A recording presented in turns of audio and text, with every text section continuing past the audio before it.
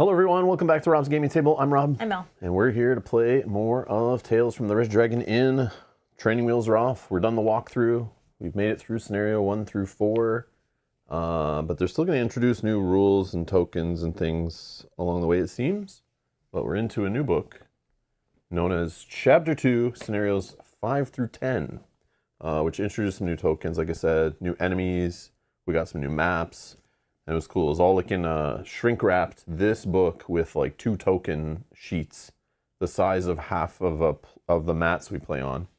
One sheet was full of enemies, the other sheet was full of tokens, like so many tokens. I don't know how they keep adding more tokens this game, and I hope they stop. But yeah, there's so many tokens, like in endless amount. But yeah, so we're gonna start with that today. How's everyone doing? Happy Monday. Good morning. Morning. Hey Sonia, hey Jazz, hey Adam.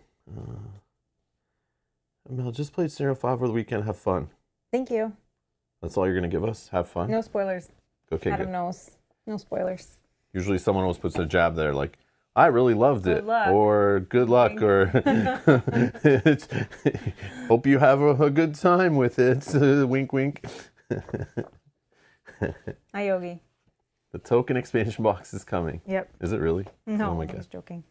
Hi, Beth. I bet there was some storage solution maybe on the crowdfunding or something. Because they did like a couple crowdfunding campaigns, I think. Beth, good morning. But whatever, it just never stops. Okay. We're also playing new characters today. So before we get into the gameplay today, it's going to take a little extra time to go over what our characters are, how they work, and make some choices on abilities. Because we haven't played with these along the way, so we have no experience with any of their abilities to quickly make a choice, I don't think. Like, I can make a choice, sure, but that's the one thing I love about a campaign game. When you stick with the same hero, you slowly see them grow, and you make little choices along the way to, you know, you try this ability in this one, maybe switch it out on the next one, that kind of thing. And this, we're just like, I don't know how I would start with this character, but we'll figure it out. And we'll go over the rules for how they work, and then we'll play a scenario, and we'll see how it goes. And we do not have a walkthrough book. Oh, okay. We just have a scenario book. So I should only be in one book now, not jumping back and forth. Okay. But we do have the reference manual, which does have stuff related to new keywords and terms that are coming up here. Okay. And how characters work and stuff. Okay, so I'll read the prologue. We're playing Scenario 5, The Ancient Order. It has been a busy couple of weeks following your epic battle with the nefarious Crabman and his legions of hundreds of thousands of gallons of slime. Artisans and stonemasons from Greyport and the territories beyond have descended into the Undercity, working day and night to repair the support pillars that hold up the Great Temple. Life has been busy for you as well. Under Gerke and Fiona's direction, you have been working with the Greyport City Guard and the Undercity's runoff rangers to probe every nook and cranny in the Undercity that you can find.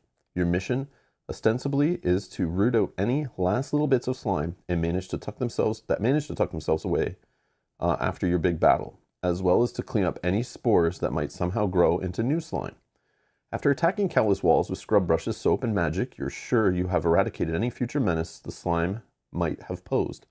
One day, at least you think it's daytime, it's rather hard to tell down here in the Undercity. You wander far afield of your runoff ranger chaperones. You soon find yourselves at the far end of a dusty, crumbling tunnel, its roof supported by square stone columns. Eve, who has seemed taciturn and bored during your whole tenure in the Undercity, notices something on the nearest column, lets out a low grunt of surprise, and walks over to it. She peers at a carving in the wall before cocking her head and calling out to Zot. Hey, Professor, you're the experts on these sort of things. Can you tell me if this symbol is what I think it is? Zot strides over the wall, the hem of his robes kicking up dust as he moves. He draws close to Eve, scrutinizes the wall for a moment, then he recoils in shock. Aha, says Eve with a smirk. That's what I thought. Indeed, sniffs Zot. Though there's no need to pay it any mind, it's probably just graffiti covered by a student with a bizarre sense of humor. What are you talking about? Shouts Gog. Gog not get it. Sorry, Gog, says Eve before gesturing to Zot. You should explain this one. Zot presses his palms together and immediately assumes his teacher stance. His sonorous voice spins a brief tale of an ancient and disbanded order of mystics who ignored the warnings of the Wizards' Council and dabbled in forbidden and dangerous arts. They enslaved elementals and used their stolen power to create powerful magical items, and that was only the least of their unsavory powers. He's leaving out the good stuff, says Eve with a wink. What he's not telling you about are the legends about them pumping raw magic into captured test subjects just to see what would happen to them, or warping their bodies with flesh crafting and demonic magic. Because that sort of magic is impossible, ludicrous. Tales of them are just unsubstantiated rumors spread around by the student body at the Collegium. And yet, says Eve, pointing at the symbol, as I said, the result of a bored student with an overactive imagination. Deidre steps forward, giving the strange symbol the once over. Still, it looks fresh. Everyone looks at her with various expressions of surprise on their faces. Oh, what? Says Deidre, giggling. I can't know anything about the stone because I'm an elf. I have, I spend a lot of time adventuring with Dimly, and he taught me quite a bit about stones and stone carving. This, she points at the symbol again, looks freshly carved. Even if it's a joke, I feel like I don't want to leave the area without knowing who made it or why. There's an easy way to find out, says Eve. In unison, she and Zot make identical wriggling motions with their fingers and make sweeping gestures encompassing the subterranean hallway. One short, in unison, chant later, the hallway flares briefly with blue light. See anything? Asks Fiona. Zot frowns, glances worriedly at Pookie, and then back to the rest of you. Active and unstable elemental magic, relatively nearby. The elder wizard points down the hallway, that way. That sounds like it's worth investigating, says Deirdre. Agreed, says Zot, this way. As your group marches further down the hallway, Eve strides briskly to the front, one hand raised to shield her eyes. Everything all right, Eve? Asks Zot. Yeah. We all just have too many magical items. Looking at everyone with this detection spell up is like staring into the sun. Ah, says Zot, true. How do we manage it, Zot? Zot smirks. Lots of practice. Also, very bushy wizard eyebrows. Your group turns a corner, squeezes its way through a much narrower, more roughly hewn passageway, and into a large chamber. Before you, the bodies of several people have been arranged in a circle on the floor, their dead and empty eyes staring up at the ceiling. The bodies show signs of having been altered in unpleasant ways. Even from the doorway, you can see crisscrossing wounds that have been roughly sutured shut, as well as strange runes that have been branded on their faces and arms. Bolts of energy crackle up from the floor, arcing between the stone and the corpses. Galvanized by the magical energy, the dead leap to their feet, their limbs rigid, electricity sparking out of their eyes. You watch as their prostheses hum to life, and their musculature, I don't know this stuff, bulges grotesquely beneath their tortured skin. They rush to you, shrieking and wailing. Okay. Gross. Okay, so in this chapter, there's our 2 punch-out sheets I had punched out. That's funny. I didn't realize I showed a picture there. And then we have some new tokens. Hit back, overcharge, reset, and stun. Well, let's just look at those quickly here. We have hit back. So if you have this token, when you're attacked, you may discard the token to avert harm and have the attacker take 2 damage. Reset, you discard this token and remove up to 3 cooldown tokens from any one of your abilities. Overcharge, which I think we already talked about it before, but you may spend this token as though it were an extra charge of any of your charge abilities. Stun, on a hero, this token causes the figure to skip their next action, then discard all their stun tokens. On other figures, it causes the figure to skip their next turn, then discard all their stun tokens. Weaken, we've already seen before, and that's it. And all these ones we've already seen a bunch or talked about. But yeah, this is the only reference. I don't know if they're going to give us a new one if they add more tokens. Hopefully that's it, I hope.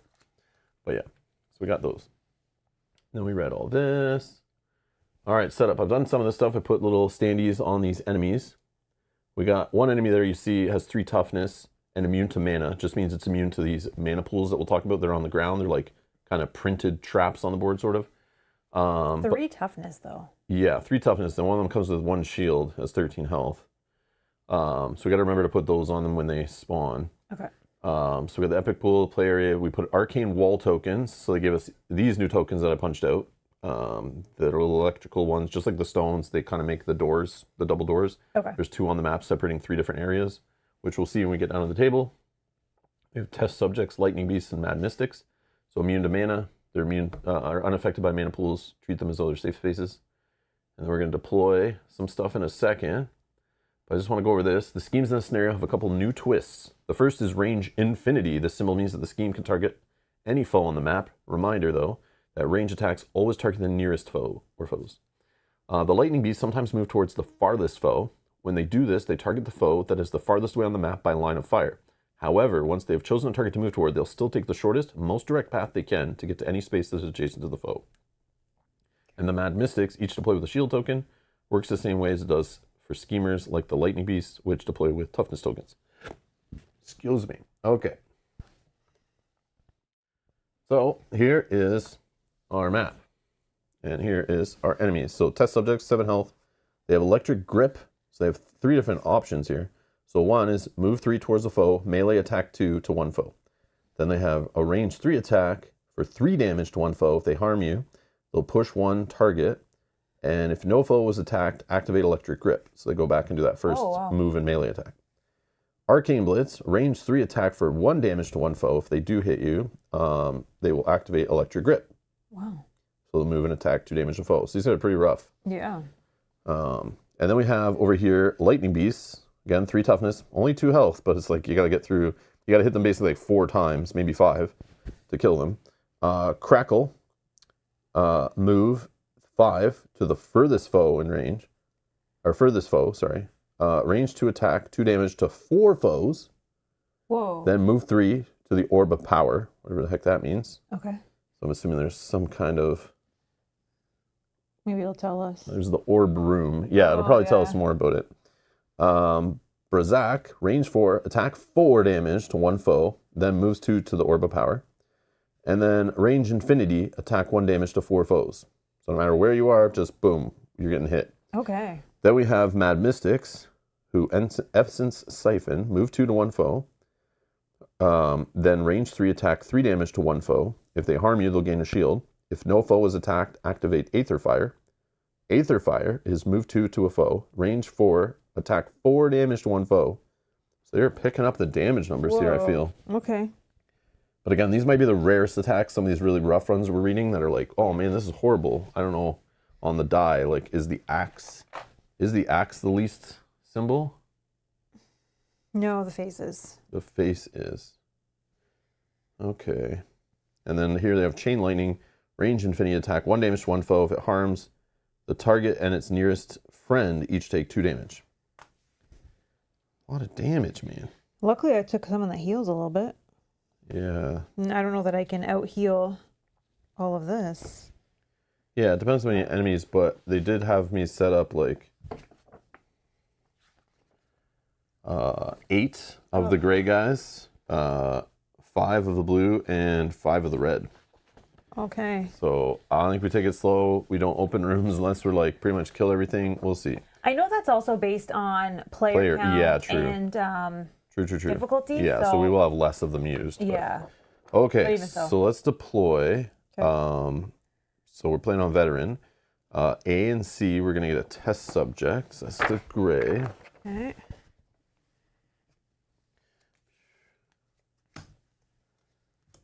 Uh, 3 and 7. Or 7 and 3. 7 and 3. A and C. Okay. And then blue guy. I think. Mad Mystic? No. Mad Mystic. Red guy. Oh, I bet you these guys don't come until we open that. Maybe. Which makes sense that they would attack the orb or move to the orb. So we have Mad Mystic, number 5, on D. Okay. Okay. And then he needs a shield? Yeah, shield here. Okay. And then on here we have the usual invigorate all abilities, roll scheme die, fill the initiative bag, combat, drawn, resolve initiative, objective phase, check for mana pool damage. So the mana pool traps, oh yeah, we'll go over that in a bit. And then check for objectives and win conditions. Okay, so let's do it like this. Let's go down here just to go over the map features. Arcane Wall, impassable. These tokens are impassable. The scenario will tell you when they should be removed. Difficult, we know about difficult space, extra point to move into them. Mana pool, they're a hazard. These spaces are dangerous and deal damage to figures that enter them. They also deal damage to figures that occupy them during the objective phase. In this scenario, A figure that enters a mana pool space. That's all of us. All of us are figures. Okay. I don't know about Pookie. Pookie doesn't take damage, so I don't think that's a thing.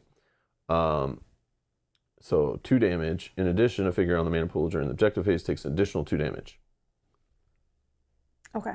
So I wish I had my other character with the push and stuff, because maybe we could push some of these guys, or if you have pull. I have pull. We can put them on there, especially if they've already gone already, and then they're taking, like, when you put them on there, 2 damage, and then when they're on there, they're in the back phase, another 2. So 4 damage is huge. And that could definitely help with some of those toughness tokens on the lightning beasts, but they're immune to mana. Yeah, of course they are. Of course they're immune to mana, which is those mana pools. Yeah, this game knows exactly what we're thinking. Just when you think you've solved it, the designers are like, oh, no.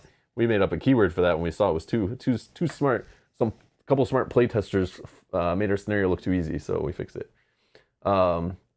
So lose condition, the players lose if any hero is defeated. Objective, defeat all foes in the entryway. Okay. Okay, that'll tell us when to open the next room, probably. So again, I just said let's beat everything before we move on, and then the game's like, yeah, you should beat everything before you move on. So okay, we're great minds think alike here. Yeah. Begin the game. If it's the objective phase and all foes are defeated, read on. Okay, so let's go back up here. We're gonna set up our heroes, and then we'll take this time to go over our new heroes. So again, we're playing in the same difficulty, but we are at a little disadvantage. We've never played with these heroes before, but we'll try to figure it out. I don't think it'll be too complicated, but yeah, we can just use our experience from the previous heroes, like what worked, what didn't. So we choose a hero, take that hero's figure, reminder cards, and initiative tokens put in front of you. We're going to choose 4 of our 6 hero cards. We'll talk about which ones we're choosing, or maybe we get some help from the chat. And then we'll choose 1 of each class item, 1 of each major and support. And then we'll resolve setup flags, claim 2 spots on your power tree. 2 spots, nice. Deploy your hero figure on the map. Okay, let's go down. Okay, so let's go over how Zot works, this wizard character I'm playing with and his killer bunny friend. So Zot, 8 health, so similar to the character I was playing before. 8 on the other side, okay. Weird thing here, all actions by default. Oh, no shenanigans. Okay, nice. A little weird. As the same kind of range boring attack my other character had. So range 3, attack for 1 die, 1 foe. Teleport staff, interesting. This guy's all about leaping, so I can jump over traps and enemies and things, which is kind of cool. And difficult terrain, so it makes it a little more flexible moving around. But it's not a shenanigan for movement. I now have to pay a full action. And then we got a full action, which is annoying that this is not a shenanigan. But it invigorates 2. That's not bad. No, you think it's not bad until you see all this guy's cards. Every single one is like a 5-time cooldown. Oh. Everything. So they just... Maybe 4 if you're lucky. Some are like 6. Okay, I see. I think. No, they're all 4 or 5. Yeah, it's nuts. Oh. Okay. And then we have Zot, or Pookie, who's Zot's little pet bunny. He's avoided, which means nobody cares about him on the foe's side. They don't go after him, they don't attack him, they don't do anything to him. Okay. I think he avoids like all trap damage stuff because he doesn't have a health value. Heroic just means he's on our team. And tiny means he can actually go in the same spaces as any other figure. Oh, okay. And they count as like, if he's attacking something melee, he can hit something in his own space or an adjacent space. And Pookie rolls a die. When you're rolling die for monsters, you do the same for this guy. Just like a monster, depending on the die face, is what he'll do on the turn. Oh, so he's random. Okay. Yeah, but I might take an ability that will help out with the randomness. Because it's all even. I think it's 2 of every face on the die, so it's like equal chance of everything happening. But this ability, for 1 cooldown, it is a shenanigan, which would be nice to have a shenanigan, so I actually have something to use the shenanigans on. I can change Pookie's scheme die to the face of my choice. But Pookie, he can summon Zot, where he can leap 3, and then you must place Zot on or adjacent to Pookie, and then you may invigorate 1. So this helps with the cooldown thing. Okay. Then Pookie's on a rampage. He can leap 5, and each foe he leaps over, not including the one in his space he starts in, it leaps over or lands on, takes the damage. Okay, and then Pookie's in a foul mood. He leaps 2, range 4, he pull 3 a foe, which I think the leap is a must. The other 2 are optional, it says in the rules, if I remember correctly. Range 4, pull 3 a foe, and then melee, attack 2 damage 1 foe. Okay, so it's a little movement puzzle, these 2. It's interesting. So that's Pookie, and he only gets to activate on my full turns, not on my partial turns. and his own little mini, and he has his own little tracker token, so we know when he's taken an action. So even though I don't have many shenanigans, it seems, I do have like an extra action kind of through Pookie. So on my turns, will look something like this. Okay. So I have this on my full turns. Partial turns, still just one action. Okay. / shenanigan. Okay. And then I'm going to use the 2 abilities that are starter abilities that they came with the hero that I would have played with a bunch of times by now. They just seem like they're a must for now. Is Duplicated Force Bolt, 4 cooldown action, range 4, attack 1 die, but 2 foes. If I hit them, damage them, whatever, if they don't block me with shields or toughness or whatever, I may push to the targets. So I still have some range attack, I still have some push, similar to my other character. And then, of course, lightning arcs around corners. This one's kind of funny. 5 cooldown action, range 5, attack 1 die, plus 1 damage to 1 foe. But this attack may also target each foe you draw your line of fire through. Oh, so I can just be like a little zigzag line of 5 spaces and hit like everyone I want, which is funny. Interesting. Yeah, like his little finger guns he has there. So yeah, that's kind of cool. Okay. And then the other abilities. Instantly, I was like, man, I need some shenanigans. At first, I looked by number. I was like, okay, 11 and 12, we probably unlocked these first. So this would have been the 4 that we would have played with. Yeah. But they're all actions. Every single one's an action. So the only shenanigans I'd have is like an item, like one-time use during a scenario. So every time we get to my turn, this token just does nothing. So I'm like, I want to make that work. I don't want to waste. I want to have some action efficiency. So I instantly look at the actions that I would have had. A wizard rarely causes spontaneous combustion. So this is a 4 cooldown action. Put 1 wizard fire. Oh yeah, I should talk about wizard fire, which has its own little rules card. As does Pookie, has their own rules card. Okay. But wizard fire is like his own little traps. I don't even know what token they are. There's something that looks like a fire. Oh, it probably looks like this kind of fire. Is there like a light green fire tokens mixed in there somewhere? Here, let's see. There should be random tokens I put in one little tub. Oh, yes. Okay. That probably makes sense. 2? Should be 4. Maybe there's 4. Hold on. I don't know if they're all together, though, because I might have punched out some now and punched out some before. No problem. No problem. Can I see? Which one? I don't think it's in that one.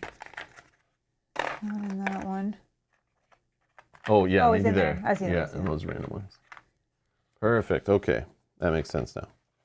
All right. So I have Wizard Fire. 4 of these I have available. I think probably before it was only like 2, because there was only 2 in the first punch cheat. And then in Chapter 2, they gave us more, I think. So Improved Wizard Fire. These tokens or special tokens have no effect on Zot and his friends. Zot may have up to 4 on the map at a time. But if I put a new one down, I can pull one previous one up. Whenever one of Zot's foes shares a space with Wizard Fire token, that figure isn't in the midst of a leap. It takes 2 damage, then remove it from the map. They're not traps, but they are traps. Functionally, they're exact same as traps, but they only hurt the enemy. But the coolest part, and I remember it kept mentioning every time we talked about traps or reading the book, it said something about like his Wizard Fire. Yeah. And I always ignored it. But I think the cool part is, remember how we always annoyed when the enemy says, like, immune to traps. And we're like, oh, man. Just like right now, this guy's immune to mana pools. Oh, man. They're not immune to these. These aren't traps. Okay. So we can pull them on them. I can place them even on their spaces. And instantly they pop and do the damage. So yeah, that's how those work. And there's this other cool ability right here. I can put 1 Wizard Fire token in range 5, then put 1 adjacent to it. And if any of them trigger immediately, so if I put them on under enemies right away, I get +1 damage, so they can do 3 damage right off the bat. So I thought this one was really neat and flexible, assuming enemies are beside each other when I go to use this. It only has a 4 cooldown, so it's not as bad as these 5 ones I have, but I was thinking about that one. Looks pretty cool. But then there's this other action, but I don't want to take all actions. I want some shenanigans. Wizards do enjoy grand entrances, so it's a 4 action leap 5. I'm not sure if I need this. Does Pookie move enough? Do I move enough? Like, why are there so much leap with this guy? Like, maybe they get too far apart and I don't know. And then they don't work as well. I'm not sure. But this leap 5, then you may gain one of those little +1 damage tokens, I think is what that is, and then place Pookie on or adjacent to you. So they kind of bring them back together in a position of your choosing. So maybe Pookie gets like, because of his randomness, maybe gets in weird spots, and this just helps like reset. Yeah. I don't know. I don't know if I want to play with this yet. I don't know if I need it. It sucks that I haven't got a chance to play with it already, but I think I'm going to sit this one out just because I want a shenanigan. And there's a shenanigan called Flashfire, which allows you to start with 1 defense. It's 5 cooldown though. Yeah. Put 1 wizard fire token adjacent to you. Then you get to do a melee attack of 1 die. And then if you do hit them, you stun them. Huh. So you can just shut off an enemy, which I like this. Pretty good attack. Yeah, but you only get to do it once every 5-ish turns. Or Sorry. I can have this one, which gives me a token that I can clear 3 cooldown off of 1 ability, which is pretty nuts. It actually, I can use it once per round, I think. Yeah. And then change Pookie's scheme die to the face of your choice. So if I need Pookie to attack an enemy instead of, I don't know, I need him to do a melee attack and a jump instead of leaping over enemies for only 1 damage, or I need him to invigorate something, I don't know, I can pick. And it would suck if I keep rolling and keeps getting his invigorate thing and never really attacks anything. I need his extra damage. So what this tells me is like, change Pookie's die to something that does damage when you need it. So I think this one's kind of cool because I always have an option to use a shenanigan on, at least on my full turns. But yeah, I do like this one, but I don't know if I want to be a melee fighter, considering I only have 8 health. I don't really want an ability that I have to be like beside something. I like having all these range attacks are pretty good, but stunning a target's pretty awesome, and it makes sense stunning a target that's right beside me so it doesn't just immediately smash me back. Yeah. I think that's if you get into a bad situation. Yeah, so I'm going to go with this little build. So I can change Pookie's scheme die. I can put traps up to range 5 away and pop them even right away and get some extra damage out of them maybe. And yeah, and then I got some possibly attacking and pushing multiple foes, and then a little attack with extra damage, and I can attack multiple foes with that. Which legs do you have then from those that you're taking?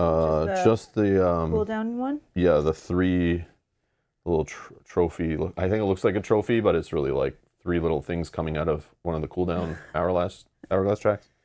So yeah. For abilities, for tokens, I can grab those now. I can do evade with this one at the start, or I can do these extra +1 damages. I feel like I want to do the +1s. +1s? Yeah, 2 +1s. I'll just go up this track here. And that's because I have these possible like targeting each foe in my line of fire thing, and I add extra 1 damage to all of them if there's a few. Can be really powerful, although I'm still a little scared not having shields and stuff. I could grab a healing potion or this kind of thing. I'm thinking because he has so many cooldown abilities, a 4 cooldown, 5 cooldown, 1 cooldown, 4 cooldown, it's like, I feel like taking one of these to just like remove 4 when I need. I think you can split this up too, so I can like, you know, if we're about to fight a boss, I clear off a bunch off each thing to get ready. But I also could play the supporty role, get the healing back, you and all friends in range 2 heal 2, and then it can also weaken all foes within range 2. But again, if I'm not really trying to be super close to these enemies, I don't know how often that'll happen, but it's got 3 charges on it, which is neat. But it is a full action. So that leads me to like maybe wanting shenanigans more. So like the shenanigan, of course, I might not have something to do with the shenanigan, but this one is a twice per scenario shenanigan, and just you and an adjacent friend heal 4. So yeah, those are the choices for that. I'm leaning towards this just to keep the offensive power going. So I'm not doing like turns where I'm just doing my boring little 1-die attack as much, but I don't know. I'm worried about this guy with the health.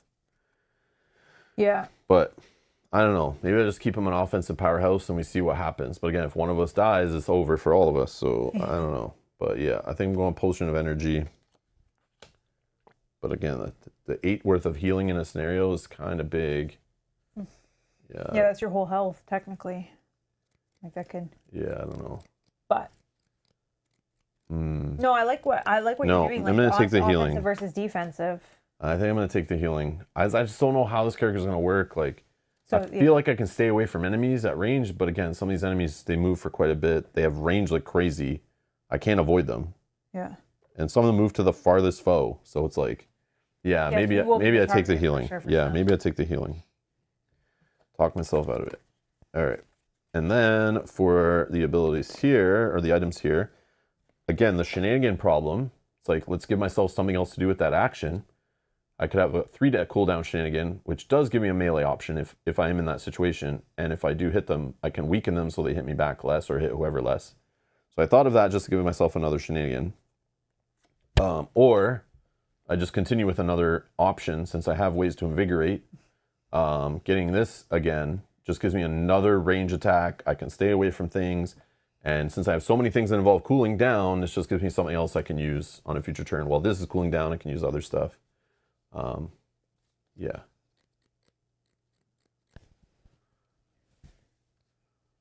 But yeah. Oh, I see. Yeah, I'm trying to teleport Zot. So yeah, he doesn't have to move as much. Yeah, that makes sense. Because he doesn't have like an easy movement. Yeah, he seems like you. Oh, Adam's saying so as Wizard Fire tokens, the monster will not treat the spaces as a trap. So they will walk on them easily. Oh, because you're not avoiding them. Oh, hello. Yeah, that makes sense. But they said they're hazardous. Doesn't that make them... Doesn't that make them want to avoid that? Yeah, there's a section in there. Actually, I probably have it right here. Let's see if it's answered, actually. Yeah, I'm not sure. Wizard Fire, right here in the reference. Starting in Scenario 2, some of Zot's abilities allow him to create Wizard Fire tokens. If Zot equips any abilities that allow him to do this, he should put his Wizard Fire reminder card near his hero mat. The reminder card defines both the maximum number of Wizard Fire tokens that can be on the map and the amount of damage they do to a foe. Wizard Fire tokens are special tokens that are dangerous to Zot's foes. Dangerous. They have no effect on Zot's friends whenever one of Zot's foes shares a space with Wizard Fire token and that figure isn't in the midst of a leap. It takes the damage specified on the reminder card. When this happens, remove the Wizard Fire token from the map. Wizard Fire may not be put onto a space that already contains Wizard Fire or a trap. If Zot would create Wizard Fire tokens beyond his allowed maximum, he may first remove one or more Wizard Fire tokens from the map. Wizard Fire tokens are neither traps nor hazards. Oh, there you go. There you go. So they affect foes that are immune. So they affect foes that are immune to such map features. Okay, so they're not traps nor hazards. Okay, I think that answers it. So yeah, they just won't care about them. And they just walk. Like we can say, oh, this is the most direct path. I put it right in front of it. Whatever. Okay. As long as it's the shortest, most direct path. Cool. Makes sense, makes sense. Does Pookie use up one of your actions, or is he the replacement for the shenanigan? So it says in there, when I take a full turn, I get my normal 2 actions and shenanigan, and then I also get a Pookie action. I think. And this just remind me I can activate Pookie on my turn before, after, or in between any actions I want. Yeah, must be invisible magic fire. Enemies don't see it. Yeah, I guess. Until they're standing right on it. Yeah, I guess so. Yeah, so I'm thinking I just take a wrist-mounted bow. Okay, let's talk about Mel's new character, Fiona, who has 9 health, who also has a bunch of actions. Yeah. Power attack, 2 dice, and it has a little splash damage if an enemy is adjacent to another enemy that you're attacking. It'll hit them all for 1 beside them. On the move, an action, you get to move 5, that's pretty good. And then catch your breath, just a little action to invigorate. And 9 damage on the other side too. Okay. Yeah. So these are my 2 starter cards, so those I'm taking for sure. Okay. So we have, I don't wear all this armor just for defense. Whoa. Okay, it comes with a shield token. A 3 cooldown action, that I can be okay with. A melee attack, 2 dice, nice. And then a harm. If you harm them, you heal 1. Yeah. Oh, wow. Which I like. Built-in heal, I like it. And then a fight, I'm in. Another 3 cooldown action, not bad at all. Move 4, and then do a melee attack for 2 dice. That's great. Yeah, I think these 2 cards are very, very good. Yeah. Almost a little bit similar to the cards that I played in the last one, so they were easy choices for me. Yeah. And then these are my ones that I'm highly thinking about, and then these are the options. So let's see your ones you're maybe not playing with. We have Why Hold Ground when you can take it, so it gives you an evade. Allows you to get out of dodge a harm and still move away kind of thing. 2 cooldown shenanigan, just a little leap too. Yeah. Good, but I don't know that it's needed. This one gives you 2 shields. I know. Lucky for me, I was wearing my armor. A reaction. So it's a one time. One time in the scenario reaction, and it's gone forever. Trigger, an attack damages you, avert the harm, then you heal 2 and gain 2 shields. Yeah. Like this to me, I was like, this seems very, very good. And it's still a maybe because of the 2 shields that I start with. And then when I trigger it, I get 2 more shields, 2 heals. So, I mean. But you're leaning towards, I instinctively aim for the head, which is a 3 cooldown reaction. You trigger it when an attack damages you. You also avert the harm. And you counterattack with 3 yellow dice. Yeah, like this one I'm taking, I think, for sure. Which, that has the possibility if we have 2 epic dice on the pool, this could generate the 3rd one. Very rare, I'm sure. Do you have to get that? I think so, for one quick second. Yeah. Sorry. Okay, we'll be right back.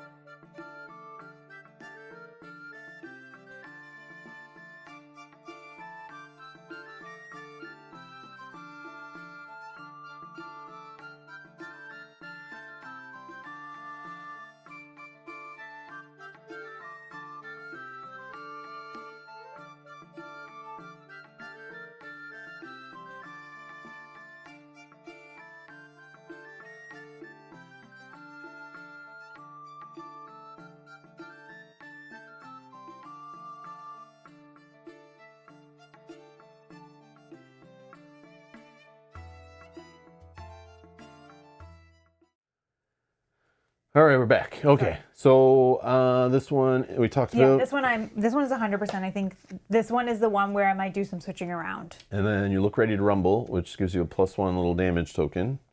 And then 2 cooldown shenanigan. You get a range 4, pull 3 a foe. Pull. I wish I had pull on my last character. There's so many times where I could have pulled them onto a trap because the traps were placed between us and them. Yeah. And I couldn't get behind them to do a push. It's like, yeah, having that flexibility is pretty huge. So part of me thinks, like, do I value the pull and a 2 cooldown shenanigan versus a one-time gain some extra shields and heal? Like, it would be, these 2 are the ones that But then again, you have the same problem I was just talking about. Then you have no shenanigans.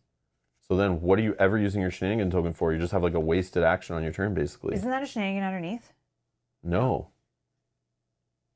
You're not taking the leap. So it's like you pretty much should take one of the shenanigans minimum. I still only would have it every other round, so that's still fine. It's still better, but I was also thinking and you could take a shenanigan here that also cools down and whatever, and then have more options. Yeah. But this is kind of what I was thinking. Yeah, it sounds good. I don't know. At least I try it with this scenario when I see what's the situation. For the one, I'm definitely going to take the heal as my ability. I think that will be helpful in case, because I am a melee character. I do have one built-in heal like every couple rounds, but with my Invigorate being on an action, not a shenanigan now, I don't know how often I would just do that because I may want to use other actions to get rid of enemies, take less damage. So I'm not sure about that. And then for Like, I did like this one when you were talking about it. Shenanigan to leap 1. I don't know whether these are not all shenanigans. Okay, so that's only shenanigan. I think I might just take that as another melee. I'm already a melee character. It would be between these two. I like the crabs one to the crab hammer. Just a big juicy attack. Then you can grab them, which means you can pick up and place them in one of those traps or whatever if they're not immune to them. If it's you're adjacent to it. Yeah, I like rolling 2 dice. But again, it's an action. I know. But since they're all cooldown, it'd be like same like me. You'll have a bunch that are in cooldown, and like every turn you add a new one, and hopefully they're like cascading. I'm cycling them. Yeah, it's like a cycle going. Yeah. Yeah. Okay, we'll try. But I don't. You do whatever. Just try something. I'm gonna take this one actually. I'm gonna take the brass knuckles, and maybe it'll work well too for the toughness. I don't know. Is Fiona a vampire? I don't know. Maybe. All right. Okay, and then these I'm not taking, so I'll just leave those there. Okay. Oh, I gotta get all my flags. That one. You have all yours. Just double check. I think so. 2 charges here. That doesn't give me anything. Oh, and then my tree. Part of me is thinking, do I just take shields as my just in case?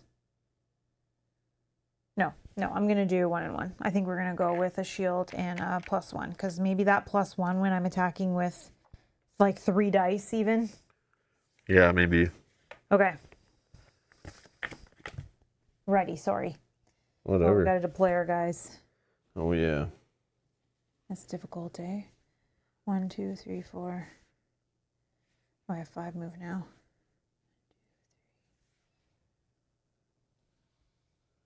Yeah. You'll go here, and then you can like go around or something. I don't, or go through the difficult, whatever you want. Are you guys together? Yeah, I can go through difficult because I have an extra move. Okay. Okay. I think we're ready. So let me roll. Oh, let me just roll our dice for our figure. Oh. Yeah, I think that's all. Figure it all those. Yeah, roll scheme dice we have to do. See what these guys are doing. Claw up there. Yeah, roll my dice. That guy's getting that one. Pookie has the ears. Pookie's ears. So leap and place dodge adjacent to Pookie, then Zop me invigorate 1. Well, that's sucky. So in the bag we need red and gray. Yep. Red and my and gray and your 2 tokens. And we will need blue eventually. Okay. Let's build this bag up. You're good? Anything else that we need to do? I don't think so. Maybe, but I don't know. My partial turn. Okay, how do I begin this character? This one, probably. 1, 2. Yeah, these guys are worse, right? Right now, they're moving 3 to the closest foe, and then melee attack for 2 damage to 1 foe. Not the craziest. They're not the worst, but... okay. But this guy's 13 health, and right now he's going to ranged infinity attack 1 to 1 foe. So still the closest. And then if he harms you, the target and its nearest friend each worse. take 2 damage. 1, 2, 3, 4. Okay, so we're going to go for that guy then. We're going to put 3 cooldown, move 4, 1, 2, 3, 4. And then we will attack him with 2 dice.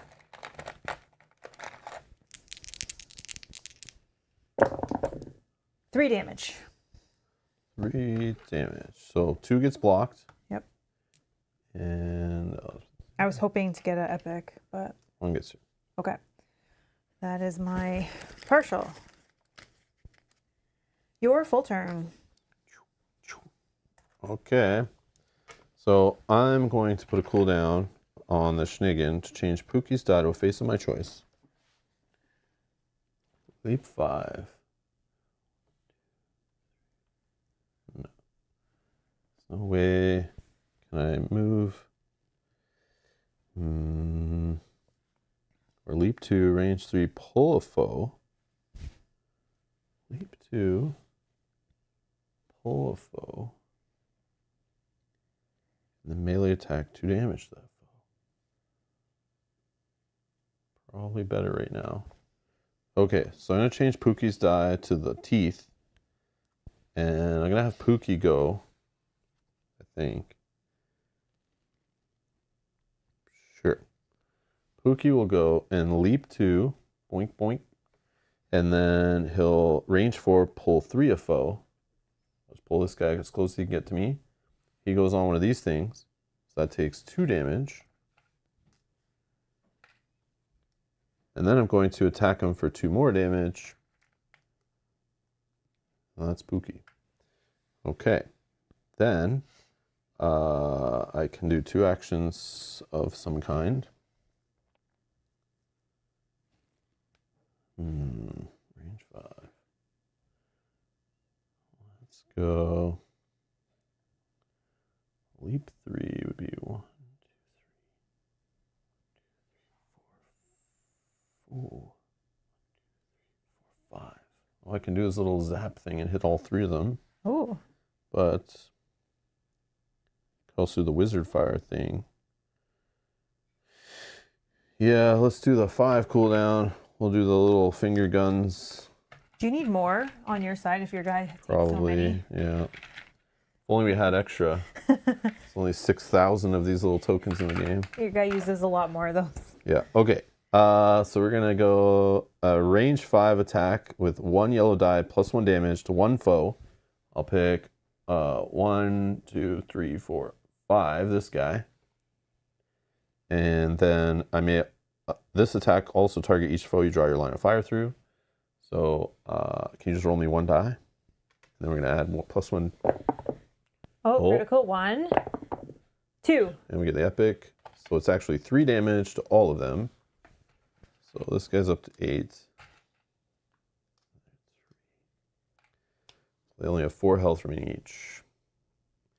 And that was that action. That's good. That's a good action. Yeah, but 5 cooldown, so we're not going to see it very often. So maybe I just invigorated 2. Or at a range 4, 1, 2, 3, 4, I can attack 2 foes with 1 die. And I may push 2 the targets. That doesn't really do anything for me. Or I can do... well, the wizard fire will do 3 damage each, but Would be 1 shot. not enough to kill. Now, these mana pools, are they traps? No, they're a hazard. And am I allowed to put my wizard fire on hazards?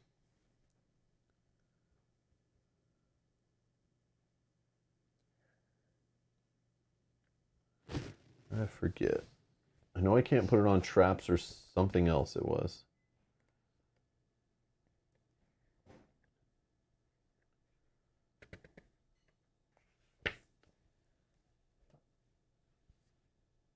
Oh, that already contains wizard fire or a trap. So they're not... I can put them on the mana pools because they're hazards, not traps. Okay. Gotcha. Okay, it's a little confusing. So I will then... that'll also do 3 damage. I can do 3 and 3. Or I can do 1 die.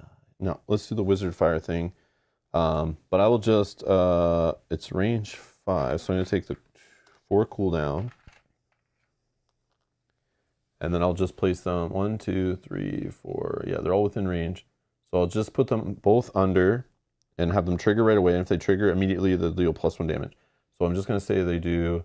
let's do the 5 and 7 are each going to take 3 more damage. This guy's up to 11. So he only needs 2 more. Okay. Done. Gray. All right.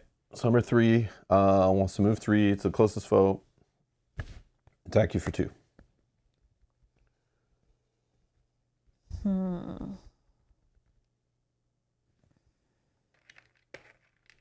Take that because I'll use that soon. And I'll be able to heal one of them.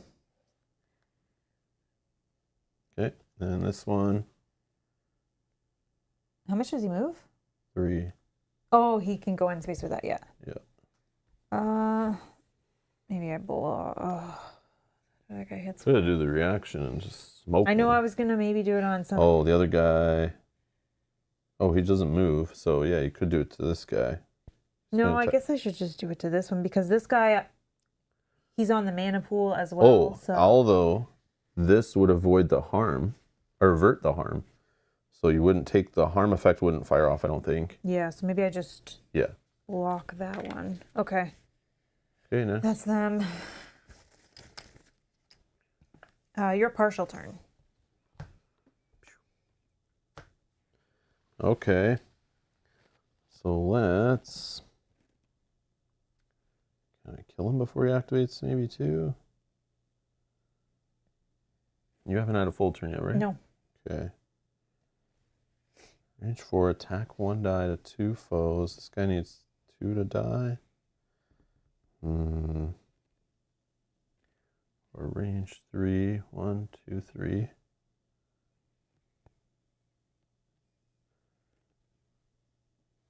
Yeah, let's just...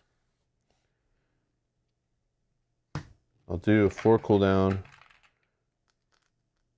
Range attack to 4, attacking 2 foes, 1 die. Roll, please. But can you also add the black die in? Thank you. So 3. Okay, perfect. 4, 5. Yeah, so I was just attacking this guy and like one of these dudes. I don't think, let's say it's, I don't know, the lower health one. Mm-hmm. Just to get them off the map. So that was 3 and 5.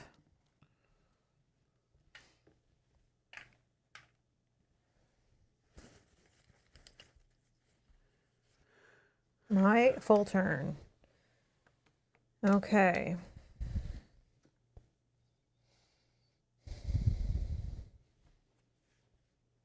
I'd like to heal, so I think we're going to attack melee target here, 2 dice. Okay, we got an epic die. Oh, we would add 2. Oh my god. I know, that's okay. He takes damage, so I will heal 1. He takes 2 damage and he'll die. He only need 1. Okay.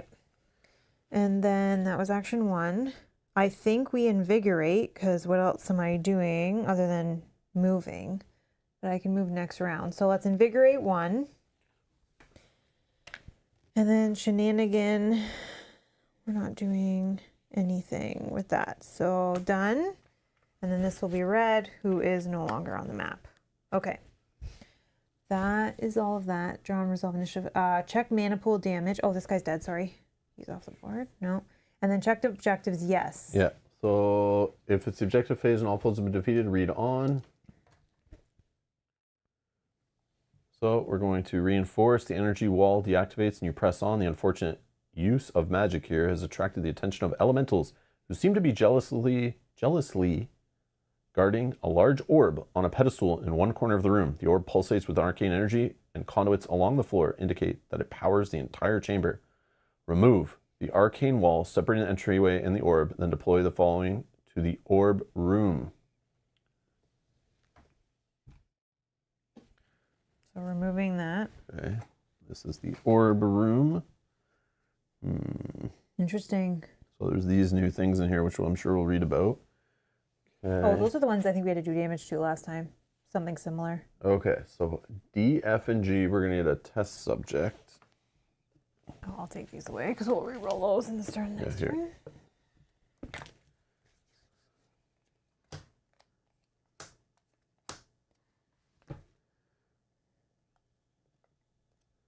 So, sorry, those are wrong. oh, whoops. I just looked at numbers. No worries. 1 and 5. So 8 is on D, F, and G. And then we need E and J, lightning beasts. Those are blue. 2 and 4 on E and J. E and J. Uh-oh. Escalated quickly. So map features, we have boilers, which are hazard and impassable.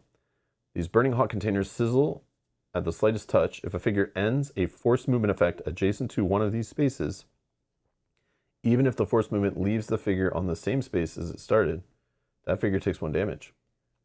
So that you can't go into them, Okay. but adjacent to them you get burned. Okay. Only from forced movement, but not regular movement. Okay. Orb of Power, impassable. Oh, I see. Okay. This space is impassable and used in the objectives below. Lose condition. The players lose if any hero is defeated. Objective, defeat all foes, or each hero is adjacent to the Orb of Power.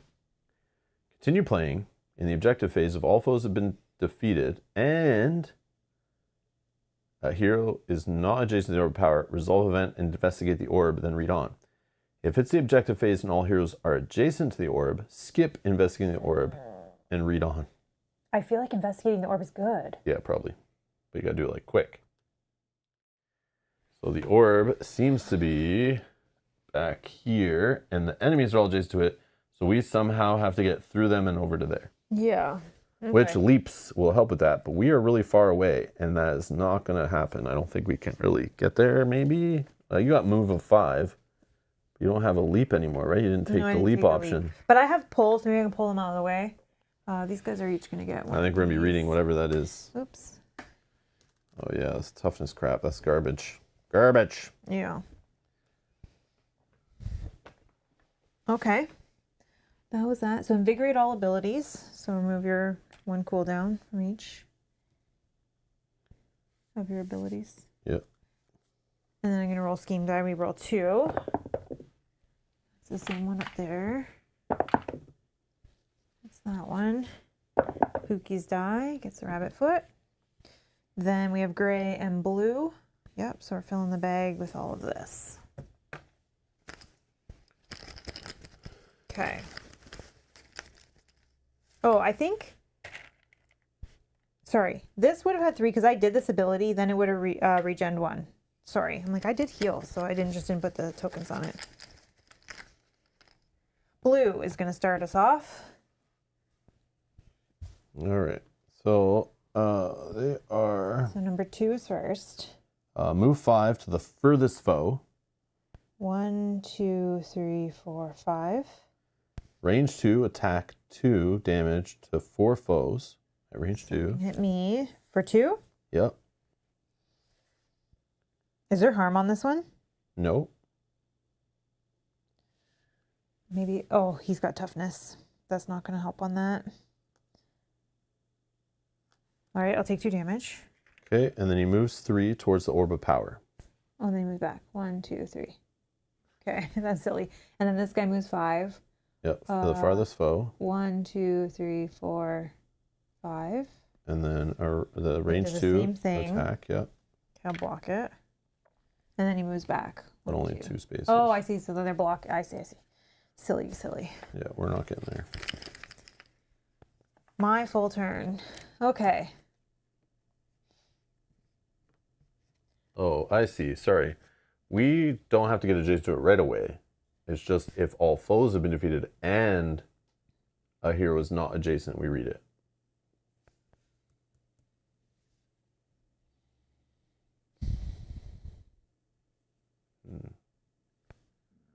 Yeah. All right. I think the only way I can get rid of the toughness is by moving in there. 1, 2, 3, and then doing this with a splash of 1 to get hit and then get some. Yep. Okay, so we're gonna move for 5. I also just use like my weakest attack too at some point. 1, 2, 3, 4. Then we're going to attack number 4. 2 dice. He's weak. Doesn't matter. We're just trying. Okay. 1, 2, 3. Doesn't matter. Number 4? Yep. And then a splash onto number 2. Okay. Epic die we already had. And then for shenanigans, I think I could do this. 3 cooldown. I can melee this guy 4 just for 1 die, which will just get rid of his his toughness. And then I can weaken him 1. Does he get? Technically, nothing got through. So did I?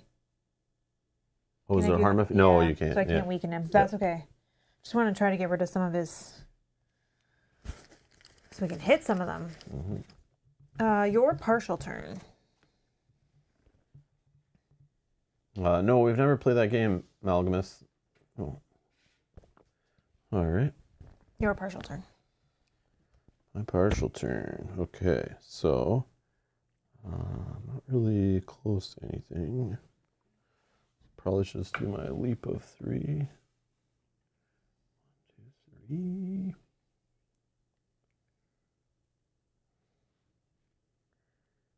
Yeah, that's probably what's going to happen. Or I can invigorate, but I'm not in range. Okay, so let's just do a leap. 1, 2, 3. Done. My partial turn.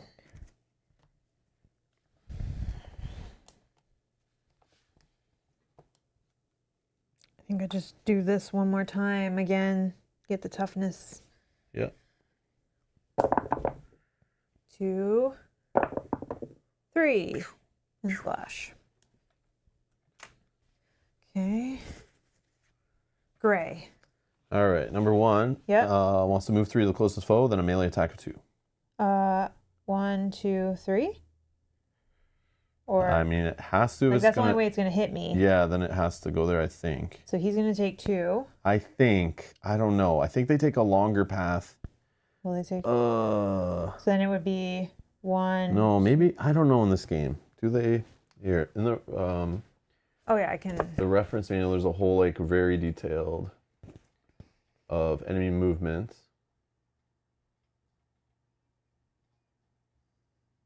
Okay, let's read together.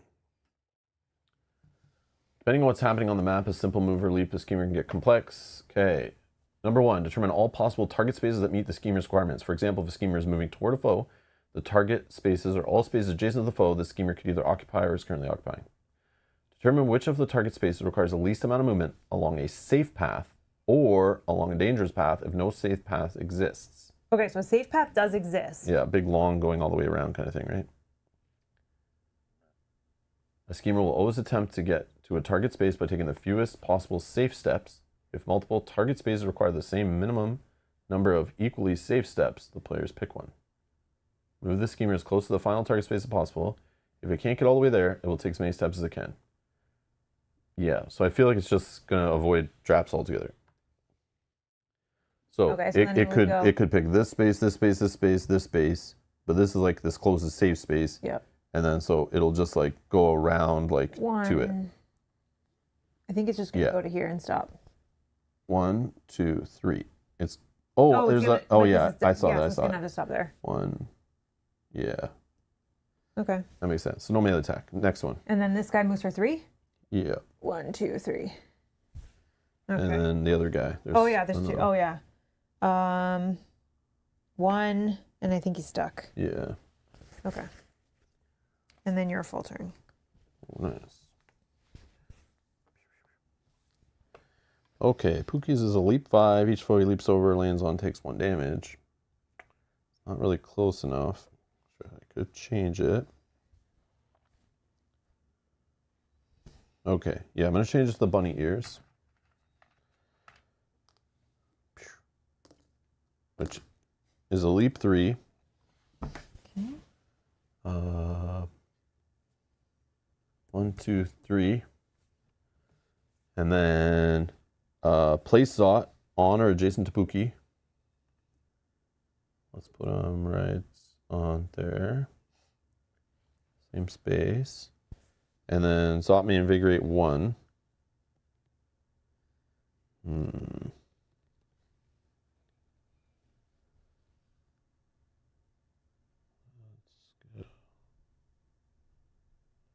Yeah, let's take 1 off there. Okay, so that's Pookie. And the shenanigan I used. Oh my god. Okay, then the action. It's gonna be a little boring. I will. Who's number 2? Is he range 3 away from me? 2, 3. Yeah, I'm just gonna hit 2 to break off this. So just roll me 1 yellow die, please. 2. Oh man, I should have did the other guy. I killed him. So just break that off. Okay. And then they already went. Everyone Everybody's already gone, went. yeah. There's a chance the blue could go again. Or I just invigorate to cool down so I can hit a whole bunch of things at once. Yeah, I'm just going to do my invigorate to cool this down. And I'm good. Done. Okay. So check mana. Nobody's in mana. Check objective and win conditions. No. Invigorate all abilities. Okay. Roll dice. That one's the same one every time. That Pookie? one is that one. There's your Pookie die. Then we're going to Thanks, fill the Pookie. bag. You're welcome. Who's Pookie? You're Schmoopy. You're Schmoopy. No, you're Schmoopy. Your partial turn. Okay. My partial turn. I think we'll just. I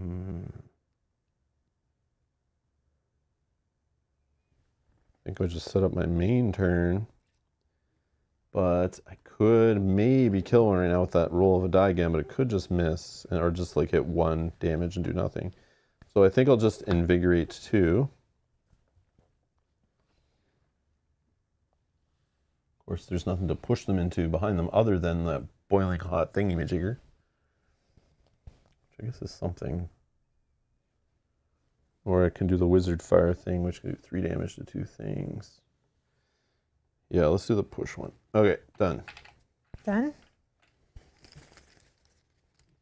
Gray. Uh-oh. All right, number 1. Move 3. The closest foe. So I guess this would be the closest Yeah. space. 1, 2, Done. stuck. Okay. Number 5 goes there. All right, so he's attacking 2 to me. Uh-oh. Not much I can do about that, so I'm taking 2 damage. Okay, and then number 8, I think he can go 1, 2, and that still gets him a little bit closer. Okay. Blue. Oh man, I Yeah, want to go that before sucks. them. Dang it. All right, so number 2. Oh, they're doing a different thing. Wants to range 4, attack 4 damage 1 foe. Well, I didn't realize they were doing that. I should have attacked one. Oh, I didn't Whoops. have a block for that. Uh-oh. I think I'm weak, or I think I'm Yeah, flipping so you need already. to heal on a turn. No, but I think I'm going to flip before I can even do that. Okay. Because I think they're both going to hit me. Cool. Sorry. Actually, no. He's going to hit me because I guess I'm closer, right? Range 4. Yep, closest one. All right. That's 7. But do I do this? Counterattack. That doesn't help me in any way. Nope. Dang it. And then it's going to move 2 towards the orb of power. Yeah. This is that's good. Jason already. Okay, and the other guy is going to do the same thing. Yeah. So. And then move towards the orb of power. Okay, so I become wounded. I gain 3 shields. Nice. Dang, that was just bad odds that they went before. Yeah, I should have tried to attack one, but I was just worried I'd roll like 1 pip on the die and they wouldn't even die anyway. But I maybe could have eliminated 1, but... Oops. Okay, my partial turn. So now I gotta be really careful. He's moved. So... they both gone. We're gonna move here. And then I can melee attack 1 foe for 2 dice. I think I just get one of these test subjects. We're gonna add that in. Let's attack number 8.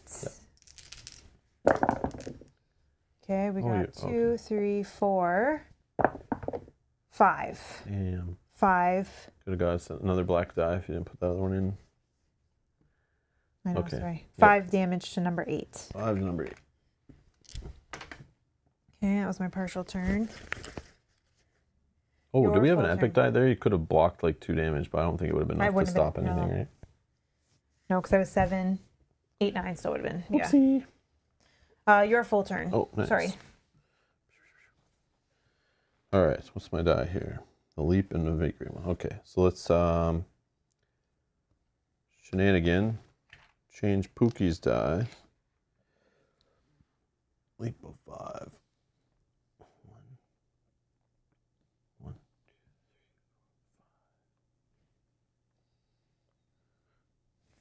Oh, but they only take 1 damage each. That's not going to be enough. That would have been better if I did that when they had their tokens. Or you can leap 2, pull 3 of foe.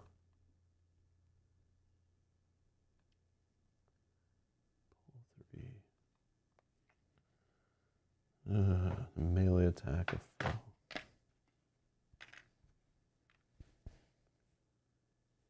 Alright, sure. Let's change it to the teeth. I'm going to leap into your space. I'm going to pull this one. Takes 2 damage. Or 5. And I'll melee attack number 4. And it gets it off the board with just 2 damage. Alright, that's Pookie. Then we have... Sorry, do you want to zoom out? Oh, I don't think it really matters. yeah, but... sorry. Good call. Then we have action. Here. 3, 4, 5. Okay, yeah, let's just hit them all. 5 cooldown. Can you roll me 1 yellow die? I'm hitting all of them for 2 damage. 2. So this guy's gone. This becomes a 5. This goes to 7. He's dead. Nice. Eats off the board. And then 2 here.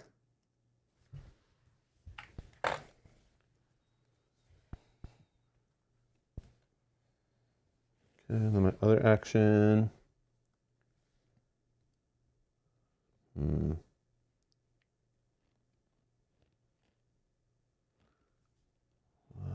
go.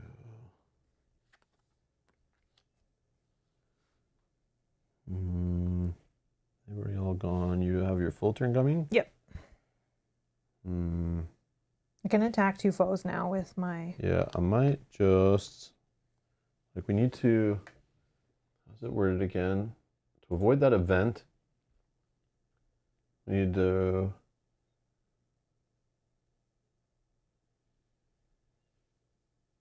We need to all be adjacent to the orb. Not all the enemies have to be defeated. But if the objective phase and all of them are defeated and one of us is not adjacent, we do the event. So we kind of don't want to defeat them all yet. So I'm going to just use this. But what if we killed them and then I moved to the orb? Then it says... Because then one of us is adjacent. Defeat all foes. It says continue playing in the objective phase if all foes have been defeated and a hero is not adjacent to the orb of power. Resolve event, investigate the orb, then read on. So you wouldn't be adjacent, yeah. Okay. But I don't think I get there. I can 1, 2, 3 leap as not adjacent. So I don't know what to say. You're not a foe, right? Can I pull you? It says a foe. I don't think you're a foe. No, I'm not a foe to you. I'm a friend to you. Yeah, I'll just leap up to here. Okay. Done. Yeah.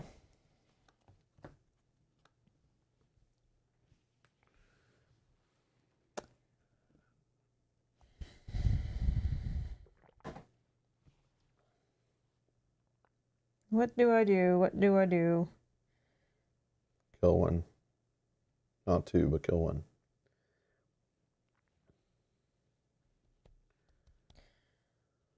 I don't think if I roll 1 die with +1. Yeah, what's max gonna do? Well, with if it criticals. explodes, I would gamble it. Who cares? Okay. If we do the event, we do the event. Who cares? We're going to melee attack number 1. Oh, it does 2 foes, so I guess we could kill 5. 5 doesn't matter. Yeah. Yeah, whatever. okay, so 1 attack die, +1 to the thing, and 2 foes. Okay, so it's a 3 total damage. of 3 damage. So this guy's done, and this guy's on 5. 2 away. He would have died anyway, so it didn't matter. Okay, then I will, that was action 1. Action 2, I will move for 4. 1, 2, Go on. 3, 4. Yeah, thank you. And then shenanigan, I don't think I can do anything with that. We don't want to pull the foe. This I can't do. Okay, no, that's it. Okay, check mana, no. Check objectives, no. Invigorate all abilities.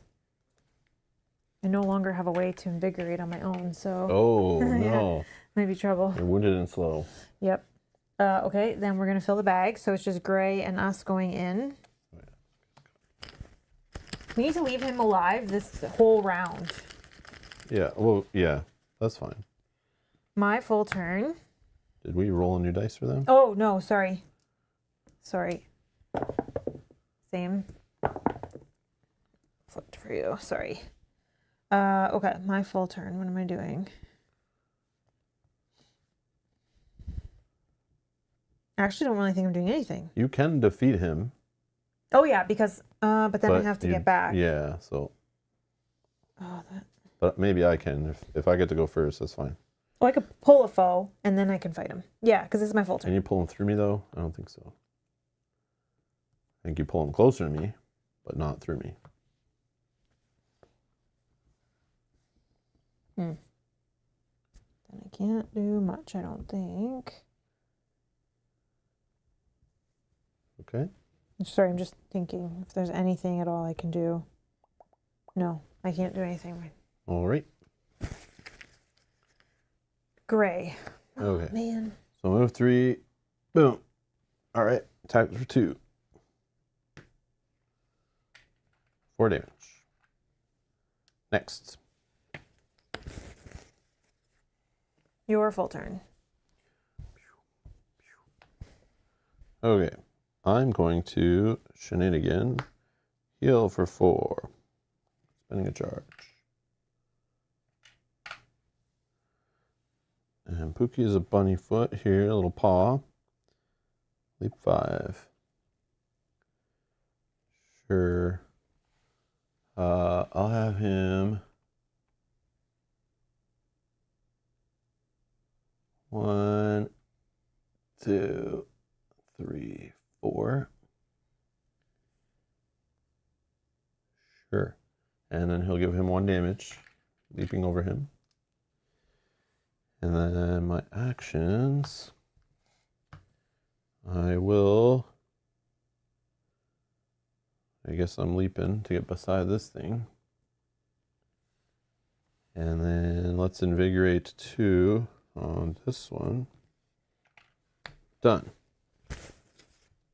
Your partial turn. I will just invigorate 2, this one. Done. My partial turn, I will do nothing. Okay. So, check objectives. All right. So, continue playing with his objective phase. If all foes have been defeated, yes. And No, they haven't. oh, we didn't defeat them. I couldn't. Sorry. Or Okay. I'm reading objective line. I was reading the wrong line. Defeat all foes or each hero's adjacent to the orb of power. Yes. If it's objective phase and all heroes are adjacent to the orb, skip investigating the orb and read on.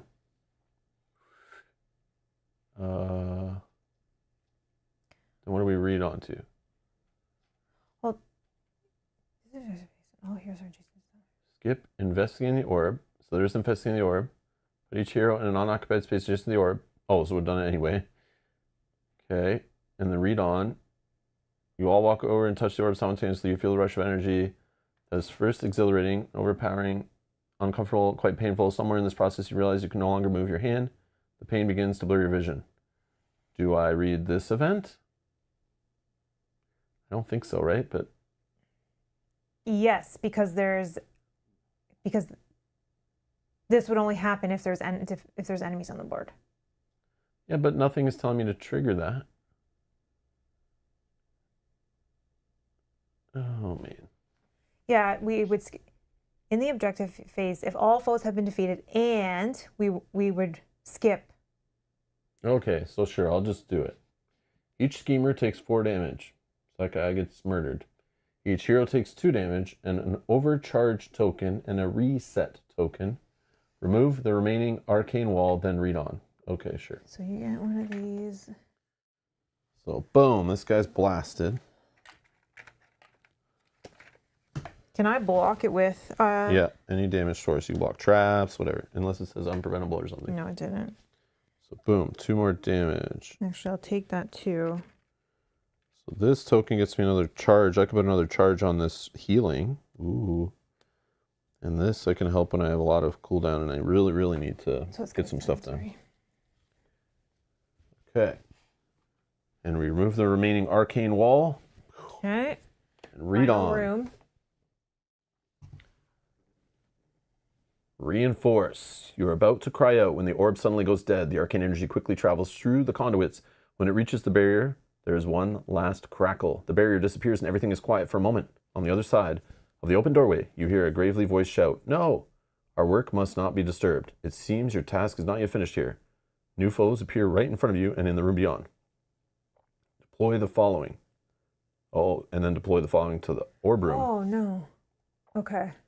And then it's defeat all foes or win condition. Okay. So let's populate the board. So on A and B, we need a test subject in the lab. This is the lab. 7 and 6. On A and B. Then E and G, we need lightning beasts. Oh, more of these guys. So annoying. 3 and 4. On E and G. And then on D, we need a mad mystic. That's my hand. On D. Okay, fun, fun, fun. And then in the orb room, another mad mystic on D. Orb room is where we are. Oh, I'm on D. So I think it goes the closest adjacent, wherever we want. Maybe. Sure. I don't know. We can maybe put some distance with the. Gotta kill everyone anyway, so I don't know. I'll just fight this guy, I guess. Okay. That was it, right? Yeah. Okay. And then our objective is we hope one of us doesn't die or we fail, or we defeat all the foes. And if we defeat all the foes, we win. Okay, we're gonna invigorate all abilities. You just have 1. Oh yeah. And then roll scheme die. I think we need all 3, and your bunny die. Has been doing the same thing all game. Oh, it's the 4 damage attack from the blue guys. Oh no. Okay. So we don't want to go near them at all. Range 4. 1, 2, 3, 4. Okay, so just don't go past the doors. And it's a melee attack? Ranged. Ranged. Damage, Oh, 4 but damage they're attack. not moving. Okay. Not moving. The move after for 2 towards the orb. Your full turn. My Pookie die is a leap placed adjacent to Pookie, which is what I was hoping. So let's just do this leap to here. These guys are moving 3, attack 2 damage. I take 2 damage from both of them. Do I care? Maybe. And what's this other guy doing? Move 2. Nope, so I don't want to be there then.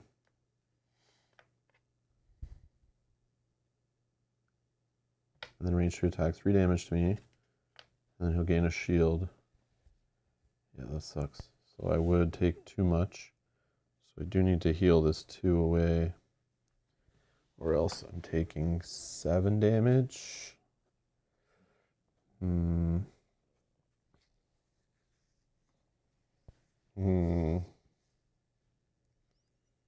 drop some wizard fire down, just play defense, but I have all these ready to go. So let's do... Yeah, let's keep it where it is. Leap 3.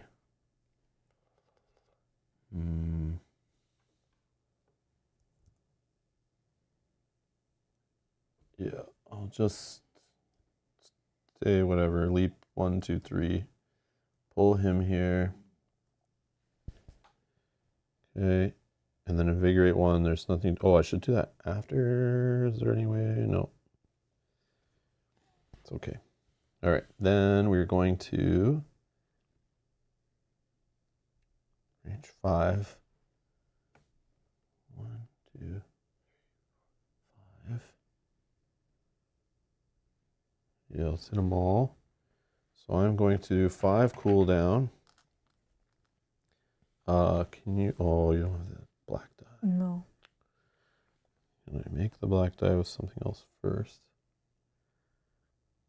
Range 4, attack 2 foes. 1, 2. Yeah, sure. Let's do this one first. Oh yeah, did Pookie.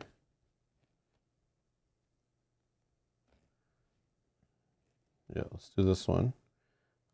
Range 4, attack 2 foes. You just roll 1 yellow die, please. I'm attacking these 2 test subjects. Okay, so that hits them each for 1. Do you need more singles? Soon, probably. Okay. And I may push 2. Of course, there's...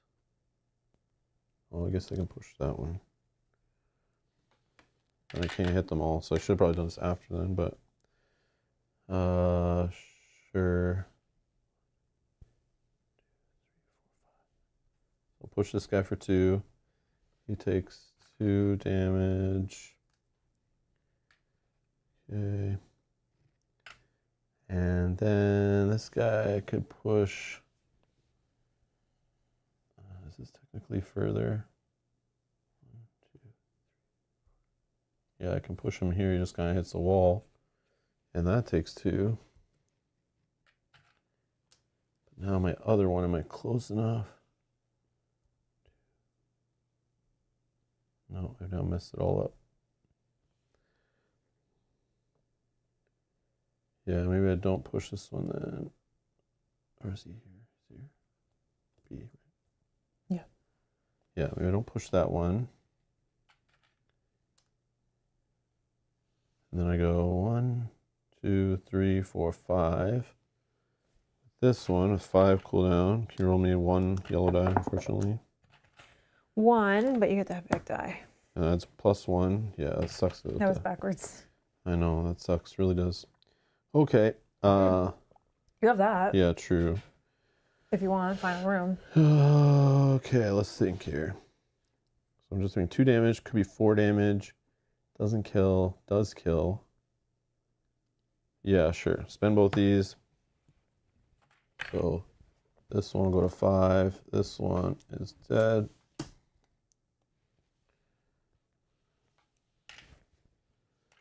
Try to keep myself alive here. Or from not getting wounded. I mean, unwounded. And then this down here for 4. On number 5, breaks this, takes 2. Sure. And these back probably. Okay. And then my shenanigan. Maybe I don't need to heal then if I'm only going to hit by 2 of them. So, I mean, this I'll just spend to put a charge here. It doesn't matter. It's gone. Then this I can wait.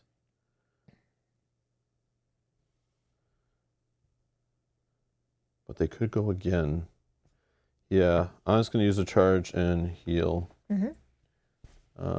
Yeah, done. Done? Okay. Gray. Okay, so this guy goes here, 1, 2, and he hits me for 2. Next. Red. Okay, number 3 is first. He's adjacent to me. He's just doing a range 4 attack, 4 damage to 1 foe. Nope, I'm reading the wrong one.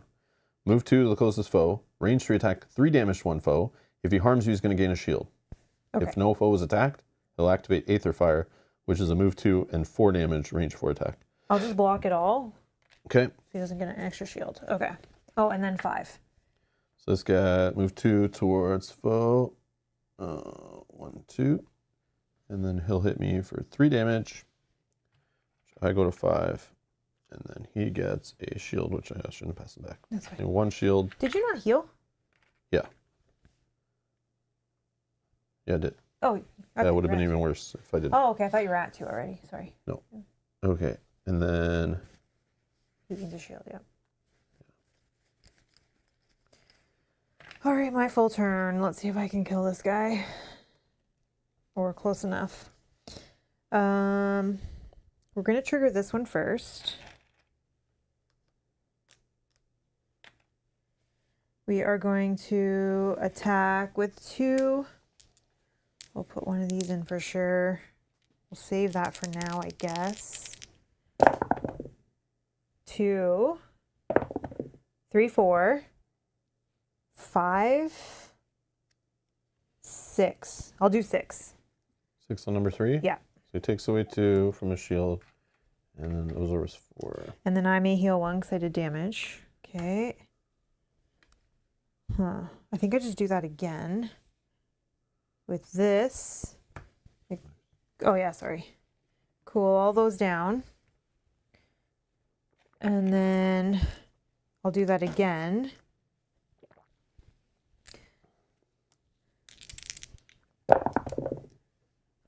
We got 3. On him? Yeah. So that's 7 And out of then 13. I get to remove a damage. And then here, 3. He's at 7 out of... Yep, 7 out of 13. Maybe do I take that big die or do I save? I have one more Whatever you action wanna after. do. He's already gone. No, I'll save it. I would just use it, who cares? No, but if you have an ability that can hit more... But not yet, not for a while. But I might clear it with this. But, yeah. Okay. but again, like, we can generate it again. But I also have a partial turn before he goes. Yeah, just use it. Who It's okay. cares? No, I'll wait. You might generate again, then use it on your next turn. Get this guy off the board and come and fight the other guys. Okay. Do whatever, man. Oh, shoot. If you want to. 5. So that puts him to, what's he at, 7 plus 5 is 12. 1 shy, and then he's Yep. weakened 1. Is that weakened? No. Weaken this one. He's weakened 1. Okay. All right. That's me. Your partial turn. Okay, so 1 action. I need to get away from these guys, I think. Or just heal 4. I take it right back. I'm worried if these guys go again, but right now they don't. We don't know what. Oh, they still haven't gone. Yeah, they haven't gone. Oh, yeah. So then I could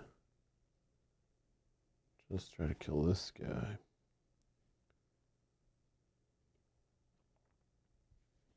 Yeah. Let's just do a regular. Actually, could do this. I can also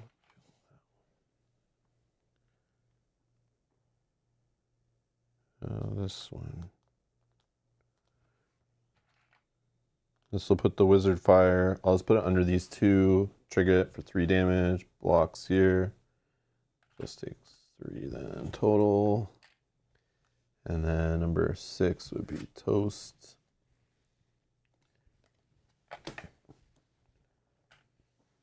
Okay. Blue. Blue. So range 4 attack, 4 damage, 1 foe. No one's in range 4. And they're going to move to the orb. Okay, and then my partial turn.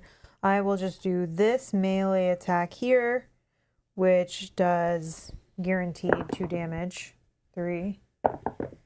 Oh, 2. Sorry, that's 2, 3, 4. Epic die. Big die. 4 damage to him and he's dead. Okay. That's everybody. Bam. Okay. Check mana, no mana damage. And then check objectives, no. Invigorate all abilities. Okay, roll scheme die. We don't need to roll for gray anymore. This guy's gonna do that one. This guy's gonna do that one. And your bunny's gonna do that one. Okay. Fill the bag. I've taken gray out, so only blue and red is in. Hopefully blue doesn't go first or I'm in trouble. You're first. Full action. Okay, that's a gamble I took. Got lucky. Okay. So. Oh, they have infinity attack. Wow. Yeah. 1 damage to 4 foes. So. It's in both of us. Which isn't the worst. At least I didn't get the 4 damage one because I would have been smoked. But yeah. Okay, so leap to pull foe. They don't care about mana. I can change. Oh, I think I need to use my thing to heal. Yeah, I want to do some leap and like ping them for ones and whatever, but I don't think I can do that right now. This guy's trouble. All right, let's just do this chain again. Boring old, 1 last heal for 4. Pookie is going to leap to pull 3 a foe. He'll leap to here, pull this guy here. That will make him take 2 damage from the mana pool. And then he can attack 2 damage to a foe. Let's just hit this guy for 2 more. 7 out of 13. And then I will. I don't think I can do crazy. Yeah, let's clear off. This clears how much? 3, right? Yep. Or 2, and I can push. Yeah, let's just clear this one off. So I've done Pookie. I'll do this action. So you can roll me. Do both. Yeah, roll me the black die in with it. Just 1 die? Hold on, range 4. 1, 2. Yeah, I'll just hit 5 and 3. 3. 3 damage. Okay, so 3 here. Number 3 just blocks one of those. And then I'll push this one, 1, 2. Or I guess this way it could be fine too. And so he'll take 2 more. So these, of course, 1 away. I spent those things. Come on. All right. And he's gone, of course. And pushing.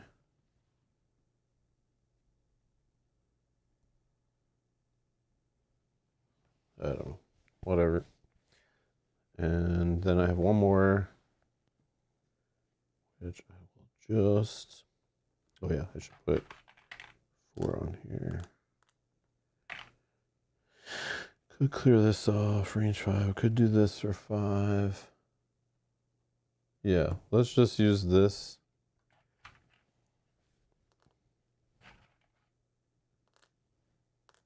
And roll me 2 yellows against number 5. 2, and you get epic die. Perfect, that's all I wanted. Boom, boom. All right, done. Okay. My full turn. I'm going to move for 4. 1, 2, 3, 4. Move for 4 again. Well, I have this, but they're not close enough. And this one. Yeah, I guess I move for 4 get again. in the action. 1, 2, 3, 4. And then shenanigan. I could pull something closer to me so that on my turn, pull 3 of foe. Well, range 4, yeah. Yeah. That was 2. That way, at least I can try to do something if I get a partial turn. Blue. So there's attacking us both, each for 1 twice. So 2 damage each. Okay. My partial turn. So number 3 still has tokens on him. Oh, too, they right? both have juicy amount of tokens. Okay, we're just going to, for my partial turn, melee attack. 1. Doesn't matter. 2, 3. Okay, broke 1 off. Okay. Your partial turn. What can I do? 3 range. Yeah, I'll just do the same. So, Is it just 1 die? yeah, 1 die. So we don't need to even roll it. It's just going to break off this. Okay. And then red, he is dead. Yep. Okay, that's the end of the bag. So we're not mana pool damage. Nobody objectives. No invigorate. Abilities. Okay, and then roll scheme die. Oh no, they have the move 5 to the farthest, range 2, attack 2 damage to 4 foes, move 3 towards the orb of power. So we need them to. We need them to go last. Oh my gosh. And they go first. All right. Hopefully this doesn't kill us. So move 3 to the farthest foe. It's going to attack us both for 2. I'll block it. So go to 5. This guy, farthest foe is me. Shortest path. And taxes Whatever. both for 2. Well, it moves 5. Oh yeah, he can go through its space. Yeah. Yeah, I think he gets there. He was like here. Yeah, definitely enough. All right. And you said it attacks us both for 2? This one was here. Yeah. Oh yeah, I can't go through there. So this guy was here. Yeah. 1, 2, 3, 4, 5. Yeah, I can. Okay. 1, 2, 3. Yeah. Oh, but then this guy's going to move towards the orb, right? After he attacks, yeah. Yeah. 1, Oh yeah. 2, So then this guy, we 3. can just have him move in there. Actually, this guy is immune to these. So he just go 1, 2, 3. What? These. Yeah. Yeah, so I'll just walk right through them. Okay, then this guy's. Oh yeah, true. That guy would have went right through there anyway. So same thing. He's going to attack us, so then 2 Another damage. 2 damage. Yeah. And then he's going to move 1. Yeah. I 2. forgot they don't move around that. They just go through, so it doesn't matter. Okay. Yeah. Apophaenia said too. Yeah. Yeah. I'm We like got there. confusing myself so much for no reason. Okay. Okay. I'm going to do this 1, 1, 2, 3 for my partial turn. To move for 4. 1, 2, 3. Surprised they didn't make an objective like if they reach the orb, you fail or something. I didn't understand why there was this moving to the orb. It's weird, but 2 story-wise, it attack makes sense, I guess. on number 3. We got 2, 3. And we get an epic die. For these guys that. So only- on number 3? Yeah, he's dead. Perfect. Okay, that was my partial turn. Oh, we haven't even really done anything to this guy yet. Okay. What did I give for Pookie? Ears? Leap 3? I don't think I need to do that.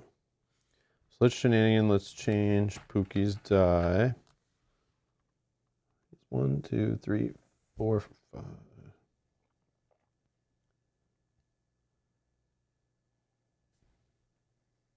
Yeah, let's just do the Pookie leap thing. And we'll have Pookie do the leap. 1, 2, 3, 4, 5. Sure, we'll have him leap behind him. He does 1 damage to everyone he leaps through of the enemies. And then, yeah, I have no way of like smash this guy more than. Oh, I see what I can do. Okay, I'm gonna get my wizard fire back. Oh, but they already went. Mm-hmm. Oh, we can just kill him. It's fine. Yeah, Oh, yeah. I was thinking of laying like wizard fire, so when he moves, he would die on the move, and then knock off one of these right now. Yeah. 2 of them right now, but I don't need to. It's fine. Okay, so I will just attack him boring old twice and just knock off 2 of these. I don't need to roll dice, it doesn't miss. And there's no way 1 die is going to create epic tokens. Nope. So done. Your partial. Oh, my partial, you say. Finish him. I don't think there's anything really cool to do. You can roll these too. We've never done that Oh, before. yeah. So I'll use my, I could clear off something, but I'm going to use my super boring basic attack, Arcane Bolt, plus the epic dice. Here, you can roll them. Oh. Let's see if we can get 2 damage out of this. Hopefully, if my math's correct. We got, we got a critical. So we got 5. We only need 2. Let's see how high we can go. 6. Oh, wow.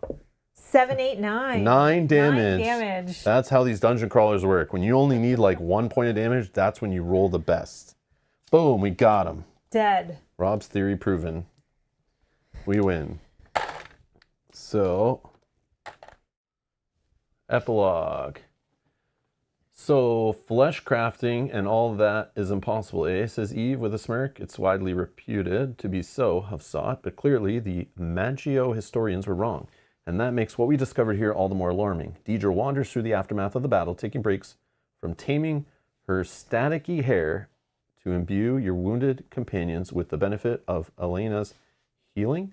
I hope that this is the last of them, she says, a look of concern on her face. Those poor people, what those mystics did to them was just awful. Yeah, says Fiona, whose own hair is so interestingly coiffed,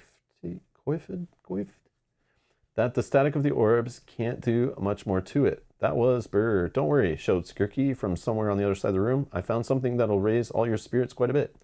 The plucky thief then emerges from the shadows, dragging a very large, very ornate trunk behind him. He sets it down on the stone floor with a heavy clunk, and all of you can hear the familiar rattle of valuable items banging around inside. Ooh, loot, you say? Skirky rubs his hands together and sets about picking the lock, scrunching up his face as he manipulates the tumblers. He seems to almost have it when, oh no, shouts Zot. Zot's sudden cry causes Skirky to flinch. A moment later, he pulls a bent pick out of the chest lock. He throws a dirty look over his shoulder at Zot. Hey, what gives? He says as Zot approaches the rest of you, holding a leather-bound book stamped with the symbol of the Ancient Order of Mystics. I found this on one of the mystics, Zot explains, flipping back and forth between pages and showing you various blocks of text and pen and ink drawings. It seems as though the Order is far larger and far more entrenched than we had originally assumed. Not that hard, says Eve, since we assumed they didn't exist. Zot, who is engrossed in the book, ignores the comment. They are apparently working with other nefarious factions in and around the city and have established at least one more base in a place that is both well provisioned for magic and far away from prying eyes. Zot holds the book open to you, showing off a drawing of a large domed building set upon a lonely mountaintop. Stars shine down in the dark sky above, and a section of the building's domed roof appears to be open, emitting strange energies represented on the page by lots of swirling line work and carefully drawn beams of black pseudofractal energy. The old collegium, I don't know how to say this word, observatory, as Zot says, in the mountains west of the city. There is no telling what they could be doing up there. We have to investigate. Agreed, says Skirky with a smile and a deft flick of his wrist. But first, can't we please take a minute to savor my very favorite part of being an adventurer? Skirky pulls the chest lock open and swings back the lid, revealing all manner of wondrous objects. For a moment, the ominous presence of an ancient order of mystics fades away from your minds. As you lean forward and appreciate your rewards, you have to agree with Skirky. Sometimes being an adventurer is really, really great. Rewards. Unlock the following for the vault. New items, cards are added to the armory. Only 2 cards? You cheap game. I want more loot. This is all that was in that chest. Let's see how good they are, though. Yeah, maybe they're like... Oh. Circlet of focus. So take 4 cooldown to remove 3 cooldown. Okay. Math doesn't seem great, Yeah. but it's something. The Honing Stone gives you a +1 damage token. It's a shenanigan for 3. If you have any of these little +1 damage tokens, you gain 1. Otherwise, you gain 2. I love this. Yeah, just repeatable, like extra little damage when you need it. Yeah. You can feel like you can use them more in the beginning when you're not using them.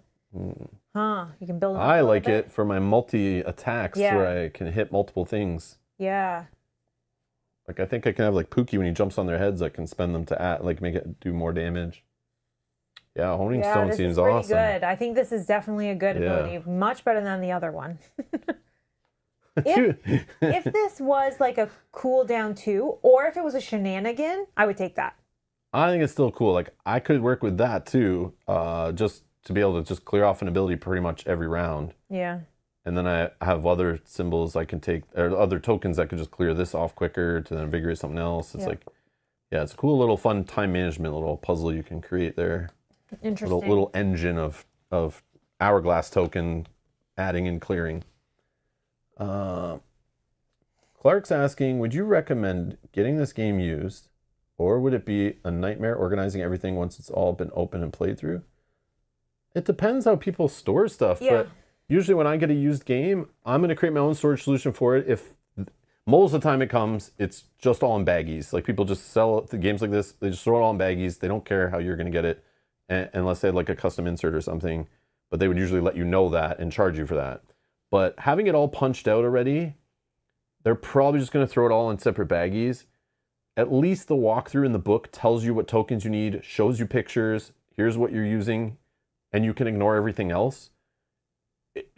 I think it's a benefit that you don't have to sit there punching it out, which it feels like a big waste of time in this game, because there's so many tokens, especially in the initial setup, and you have to sort them all out anyway. I'm going to assume the person's going to give it to you, and the tokens are going to be in separate baggies by type, I would hope. If they just put all the tokens just scooped up handfuls mixed together in separate bags, and it's a big mess and you have to sort it out, it's no different than when you're punching it out at the beginning anyway, except you're going to have all the tokens even from the later chapters too, which I'm assuming there's more, and all the enemies and stuff. So it could be a little annoying trying to find all the enemies and separate them out. Maybe they wrote on the bags, maybe they got post-it notes in them, or you can do that yourself. But it could be a little confusing. But to save the money to then deal with that, I would do it. Yeah, that's not a big problem. Yeah. I think it's worth, you're going to spend time opening everything fresh anyway. This way you're just spending time sorting it out how you like it. And all the vault cards are numbered, so they can easily be put together in the box, no problem. Yeah, and you'll just have to go through, like here, you could do this. So for example, chapter 2, I know, okay, I look here, these are the tokens. You can even look on this, and you can get the PDF and blow it up bigger. These are all available online digitally. And you could just see what tokens are there, and you can maybe put those all separate in your own baggies or to the side and label them. Open when you reach scenario 5 or chapter 2. And even the enemies, you could do the same thing if they're not sorted nice, or there's just, you're not sure what goes where.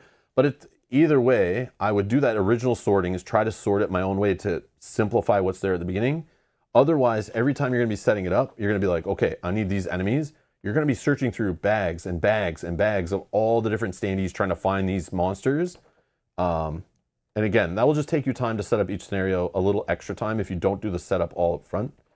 And then, yeah, you have to find all your little tokens. But every scenario kind of shows you what you need. Spoilers. But yeah, it'll usually tell you when you need things, and you kind of, you'll know in the first book, when you look in the first book, you'll never see these tokens. So you'll know, oh, okay, I don't need those right now. But yeah, you're going to either have to do a lot of work up front or a little extra work before every scenario to dig through bags and piles to find stuff. But again, I don't know what's in the next 2 shrink wraps. I'm sure it's just more enemies at least. I don't know if they're going to add a ton of tokens, but I'm assuming there'll be at least a sheet in each one that'll have some tokens on it for terrain, like different terrain stuff, different kind of trappy things or doors for theme. Like, they didn't need to give us more tokens that just are basically doors, but they just wanted to match the art on the map. Yeah. So it's like, I don't know, some of the tokens are just there to be tokens, but... The other thing, too, is maybe by the time we get to, like, midway through or closer to the end, the final chapters, maybe it just reuses all the enemies that we already have in different ways. We don't know necessarily that we're getting new enemies with every chapter. We just did for the first and the second. Yeah, because they're trying to keep a theme going, which is neat. Like, now we're in a new place. We're going to be pulling from these enemies and more. There are more that I opened that we haven't seen yet. And a new boss, I'm assuming, and all that stuff. So I don't know if every chapter is in its own place and its own theme and uses its own stuff. Or like Mel said, are they going to be pulling, oh, we need slimes again. They're bringing slimes back. And like it might reuse as we get closer to the end. I don't know. But it would be cool if you were able to just like get the used copy, and if they didn't do it already, like I said, just separate it all by chapter and kind of put all the baggies in a bigger bag and label it chapter 2, so you know when you get to chapter 2, add this stuff to the pile of junk to set up, right? Yeah. And then that would make it better as Yeah. you play through. Depending on the price that you're going to get it for used and like how much time you Yeah. think. But I would, if I was getting a significant discount, I would do that work. But yeah. Yeah, it's not too difficult. But yeah. And also you're saving something from going to a landfill or whatever, you know, that kind of thing. So you're doing something good for a little extra work of sorting it out. But again, is it that much extra work? Because you have to sort it out when you first start playing the game anyway, really. Yeah. You're just only sorting out like a quarter of it. But you'll have to sort out every time you get to a new chapter anyway, so I don't know. I think it's okay. What kind of animal would just dump tokens on one bag? Hey, man, it happens. But I mean, yeah. It happens. You know when it happens, and think of it this way, is when you buy a game that they opened, punched, but never played. Because that means they never really read the rules. They don't know what any of the stuff does. And sometimes they just put tokens that are like each other in bags, but they're not really meant to be all together. I've seen that, where that happens. And it makes sense. Like, I do the same, where like I punch out the game, and if I haven't read the rules, I just keep all the tokens separate. I'm not sure where they go yet. Then I read the rules, try to find out, and then make my own storage solution, try to separate them, you know, in a logical way for playthrough cleanliness and setup and teardown time and stuff. Yeah, and what are we using the most? But if you just open it, you start reading the rules, and you're like, man, this game is not for me, or you couldn't get your friends to play it, and they're not interested, then yeah, you might just throw it all back in the bag and go, I'm just selling this. I don't want to waste any more time on it. But yeah, you still should separate it. But if they using their own, if they have to buy their own baggies because the game didn't come with that stuff, like, I don't know. It's not that bad. As long as all of it's there, I'm okay with that. But yeah, that is kind of crazy. Yes, unboxing is a game in itself. Agreed. Yeah. Yeah, I'll be like that. Sometimes I'm like, today is this game I'm going to learn and play. And then I'm like, oh, wait, I haven't took the shrink coffee yet.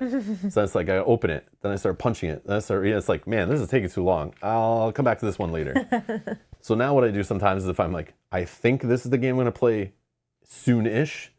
If I have like 30 minutes, I'll just like rip open a game, punch it out, organize as best I can, look at the first couple pages of rules, kind of like see if I can deduce where the tokens should go and what should be separated, or if it has an insert, try to figure out where they go.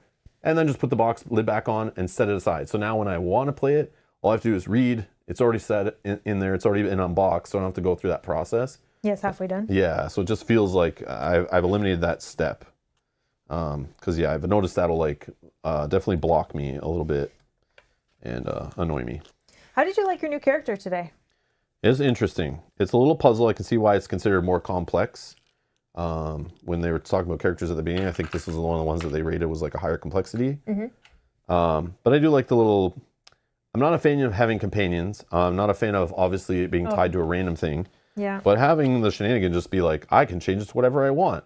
That fix that. But do you feel like you're forced into a card because you have a random component? Yeah. Yeah. But it seems to be okay. It was working. I was being really powerful and doing crazy attacks. Yeah, definitely. Having tokens that removed these charge or cooldown tokens were nice. This was like nice. I never really like. I'm not a fan. I remember of the Craighheart in Gloomhaven. And that's just one character off the top of my head. There's others in other games and in the Haven world that place tokens down where you're trying to predict what might happen when there is so many variables that change what is going to happen. I hate the idea of like I may spend an entire action, which are limited, to place tokens down somewhere, hoping that the enemy is going to go on them or through them or whatever, and then we roll a die or whatever. And I know we see what they do in this game, so it's like you can plan it better, but I don't know what they're going to do next round. And I don't know if you're going to roll an amazing roll and kill the one that I wanted to step on that. Yeah. So there's all these things where like I could put those down and then they don't do anything because I'm trying to predict the future. And especially when you're always seeing new enemies and new behaviors and stuff and die rolling and options. And I don't know. Just I don't like to stress about where I'm putting these, so they're annoying. But I like this one where I can just slap them down within range 5 and fire them off right away. They get extra damage. Yeah. So to me, it's like I don't even have to ever worry about where they go. It's just like, oh, I'm just doing a 3 damage attack to this guy and this guy because they're within range 5. So it kind of sucks. I'm like ruining how these should be working and adding a cool layer of decision making and puzzle making. But I don't care. I'm not a fan of those kind of mechanics. But I like how I can customize the character and fix it to my liking or, you know, adjust it. I think it's neat. The Pookie thing, yeah, like I like how he can pull him to him, and that was kind of neat. I can like kind of teleport across the board. There was, I think, I think it wasn't one of the havens or the expansion or something. There was a character that was able to like teleport to where its things were. I think it was the character in that like expansion when we were learning how to play that originally. Oh yeah, I don't remember. I forget what that character was called, but this whole idea of like just teleporting. Maybe it was a scenario with like you had a little NPC that you could teleport to. I just find that neat the way you can fall behind, and this guy can go up and just be jumping around wrecking everything, and then I could just get this and go, oh, he's right up with it. Now he can help out. Yeah. I like how they both can be separated and be doing their own thing, which is neat. But yeah, it's okay. I like the multi-damage attacks. I think are great with the like.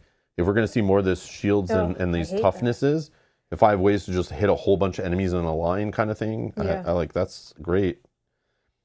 Yeah, like it has broad damage, like separate little damage. I can't really do massive damage to one foe, but that's okay. Like it's a good, you do damage to single foes for big dice. Yeah. I do little dice to like lots of foes, and I think it's a good mix to have that when they add things like this to the game. Yeah, definitely.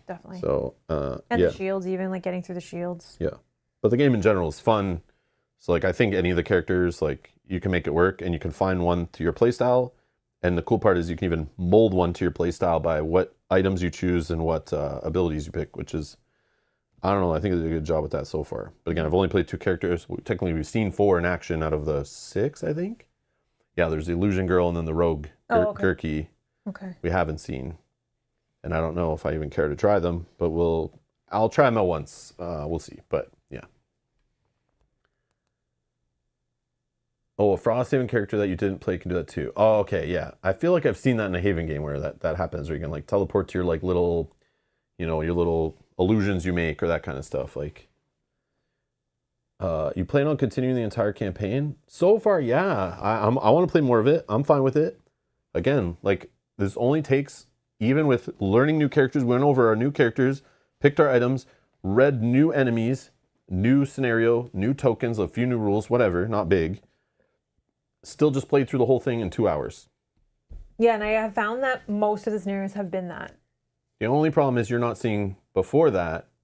There is a little bit of setup where I sit down, I read through some of what the scenario is, I set up all the bases on the monsters, I have to find them out in the baggie, sort them out, I have to get all the little colored bases, put them on, grab all the cards, because they keep changing the number of cards in here. So I'll have to go back to the baggie, find like, oh, last time we only used 1 through 3. Now I have to find 4 and 5.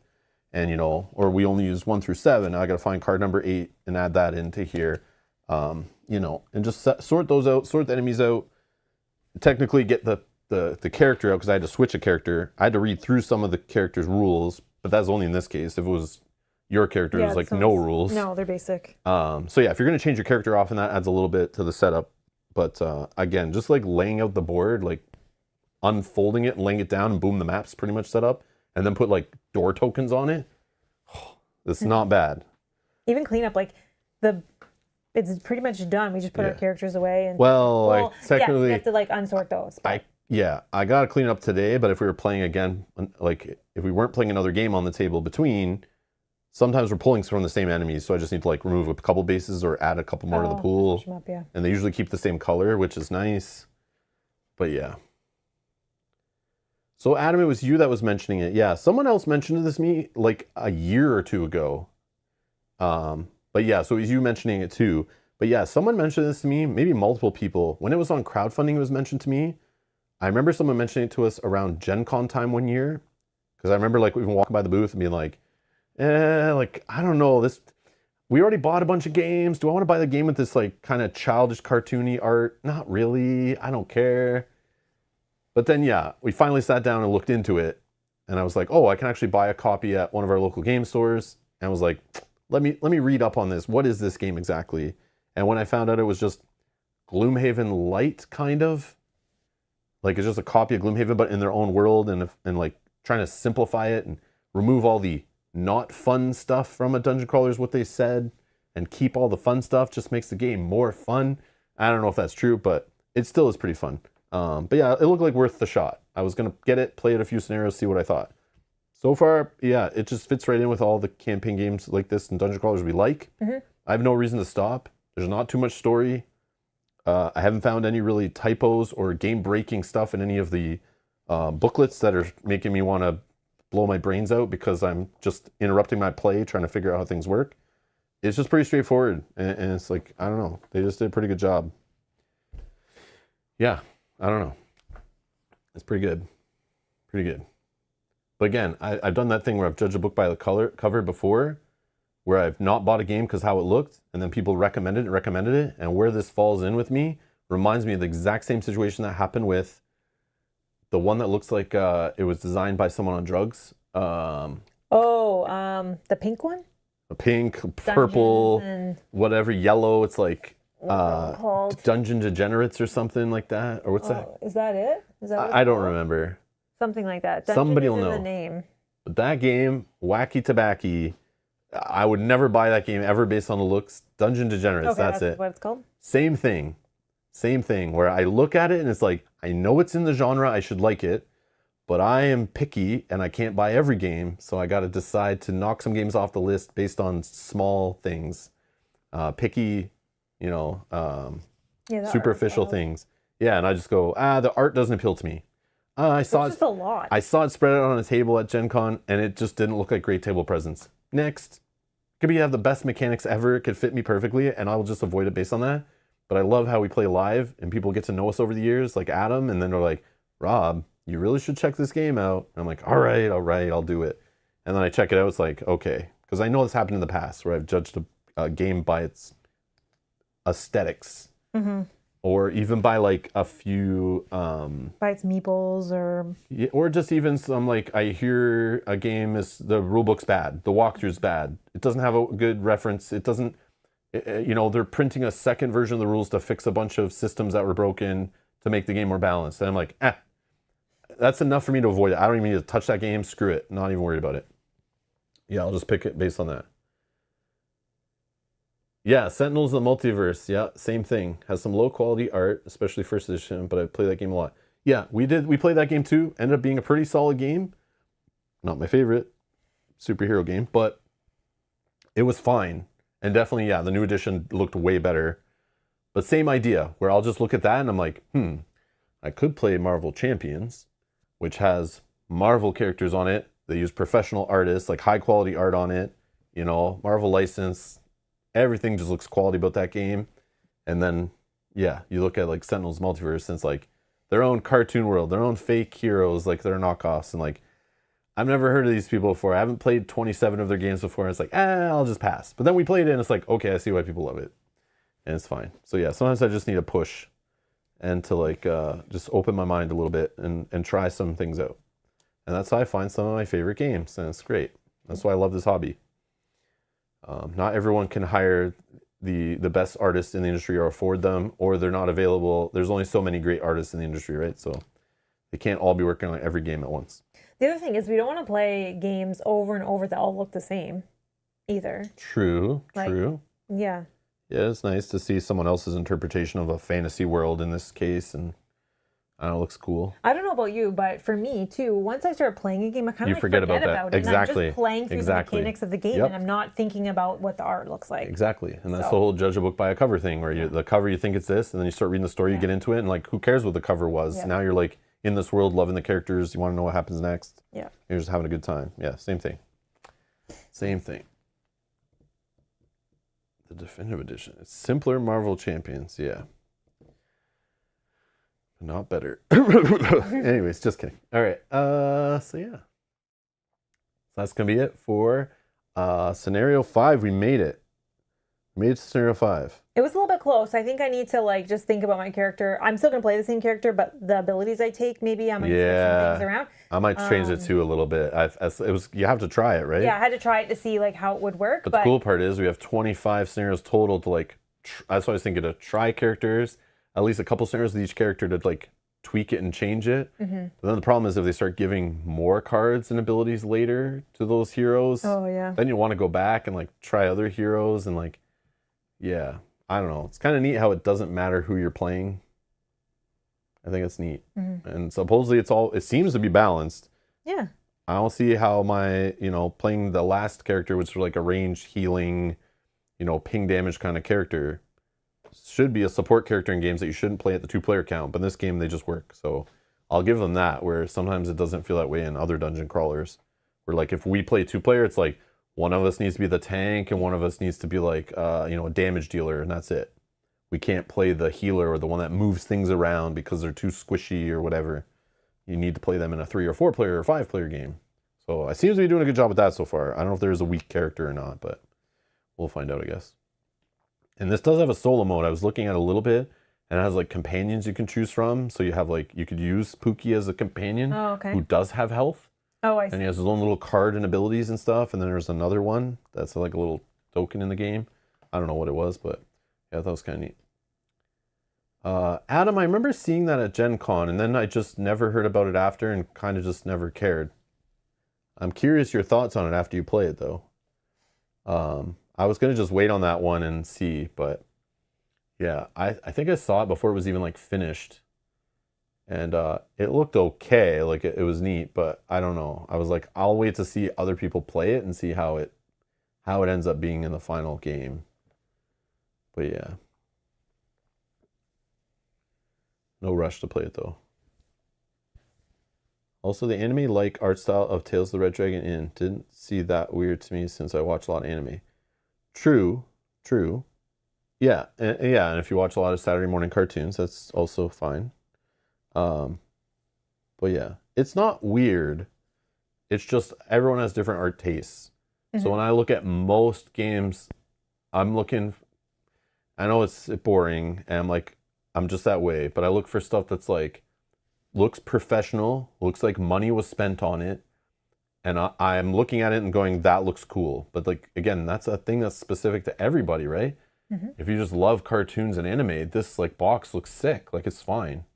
And it's okay, but just something about like that logo even. The logo looks like very childish for the publisher, but the logo for the game looks okay, but it still looks cartoony. Like everything just looks cartoony, kind of makes me think it's targeted at like younger players, but it's the rules and all that are not. Like it's not like that at all. But yeah, but at least it stands out, and it's like nice to have options is a good thing for people who have different tastes in art, right? Yep. But yeah, I just like stuff that looks a little more realish and like a little more high quality. That's just me. But it's fine. It's definitely fine. It's like, again, like Mel said, just kind of like, you get used to it, fades in the backgrounds, whatever. But yeah, everyone has their preferences. And I don't have any examples to show off the top of my head, but yeah, just some games, they just like look like they just, yeah. They hired some more sought-after artists. Yeah, growing up is for chumps. I know. This is just what I'm saying. I'm not saying it's bad. It's just like how I look at it. And it's like, I know, it might seem like I'm an old, crusty, whatever. It's like, yeah, you got no taste and that kind of stuff. No fun. You just want boring. But it's like, I don't know. It's just what I like. I like stuff that looks clean, professional, high quality. That's what I want. If that makes sense. But again, there is a game that I play right now. It's weird, but Star Wars Unlimited, currently, the art is what turned people off at the beginning because they went for the 90s comic book style cartoony art for Star Wars. After, for years, Fantasy Flight Games publishing high quality art on all their other Star Wars games. Like, the stuff looked amazing. And this game is like, oh, they went a little cheap. But it's like, when you realize if they didn't go cheap, they probably wouldn't have been able to even make the game because the company already had so many games bomb that is like, if we're going to make a CCG, we need to make it like cheap and cut some costs to see if it works. And if it works, then we'll put more money into it. Yeah. And that's what they did. So it got off the ground that way. And now it's doing even better. And they've hired like 100 people to work on the game. And I'm sure they're getting better artists every set. And it seems to be getting better as it goes. But in the beginning, it did look a little rough around the edges, but it was passable. But even I was like, yeah, I don't know. But when I played it, I was like, I don't care what the game looks like. This game is freaking fun. I didn't care. I was like, this is the game for me right here. But yeah. So there's I've seen that kind of, even in the same publisher, when they choose to cut back on art budget, you can tell. And yeah, that's what I'm just looking for. It's like I'm spending money on this game, the same money I spent on another game. I want to feel like I have, you hired some good artists. I don't know. That's just where I'm coming from. Anyways, we're going to get out of here. Everyone, enjoy the rest of your day, and we'll see you in the next stream. Bye. Bye-bye.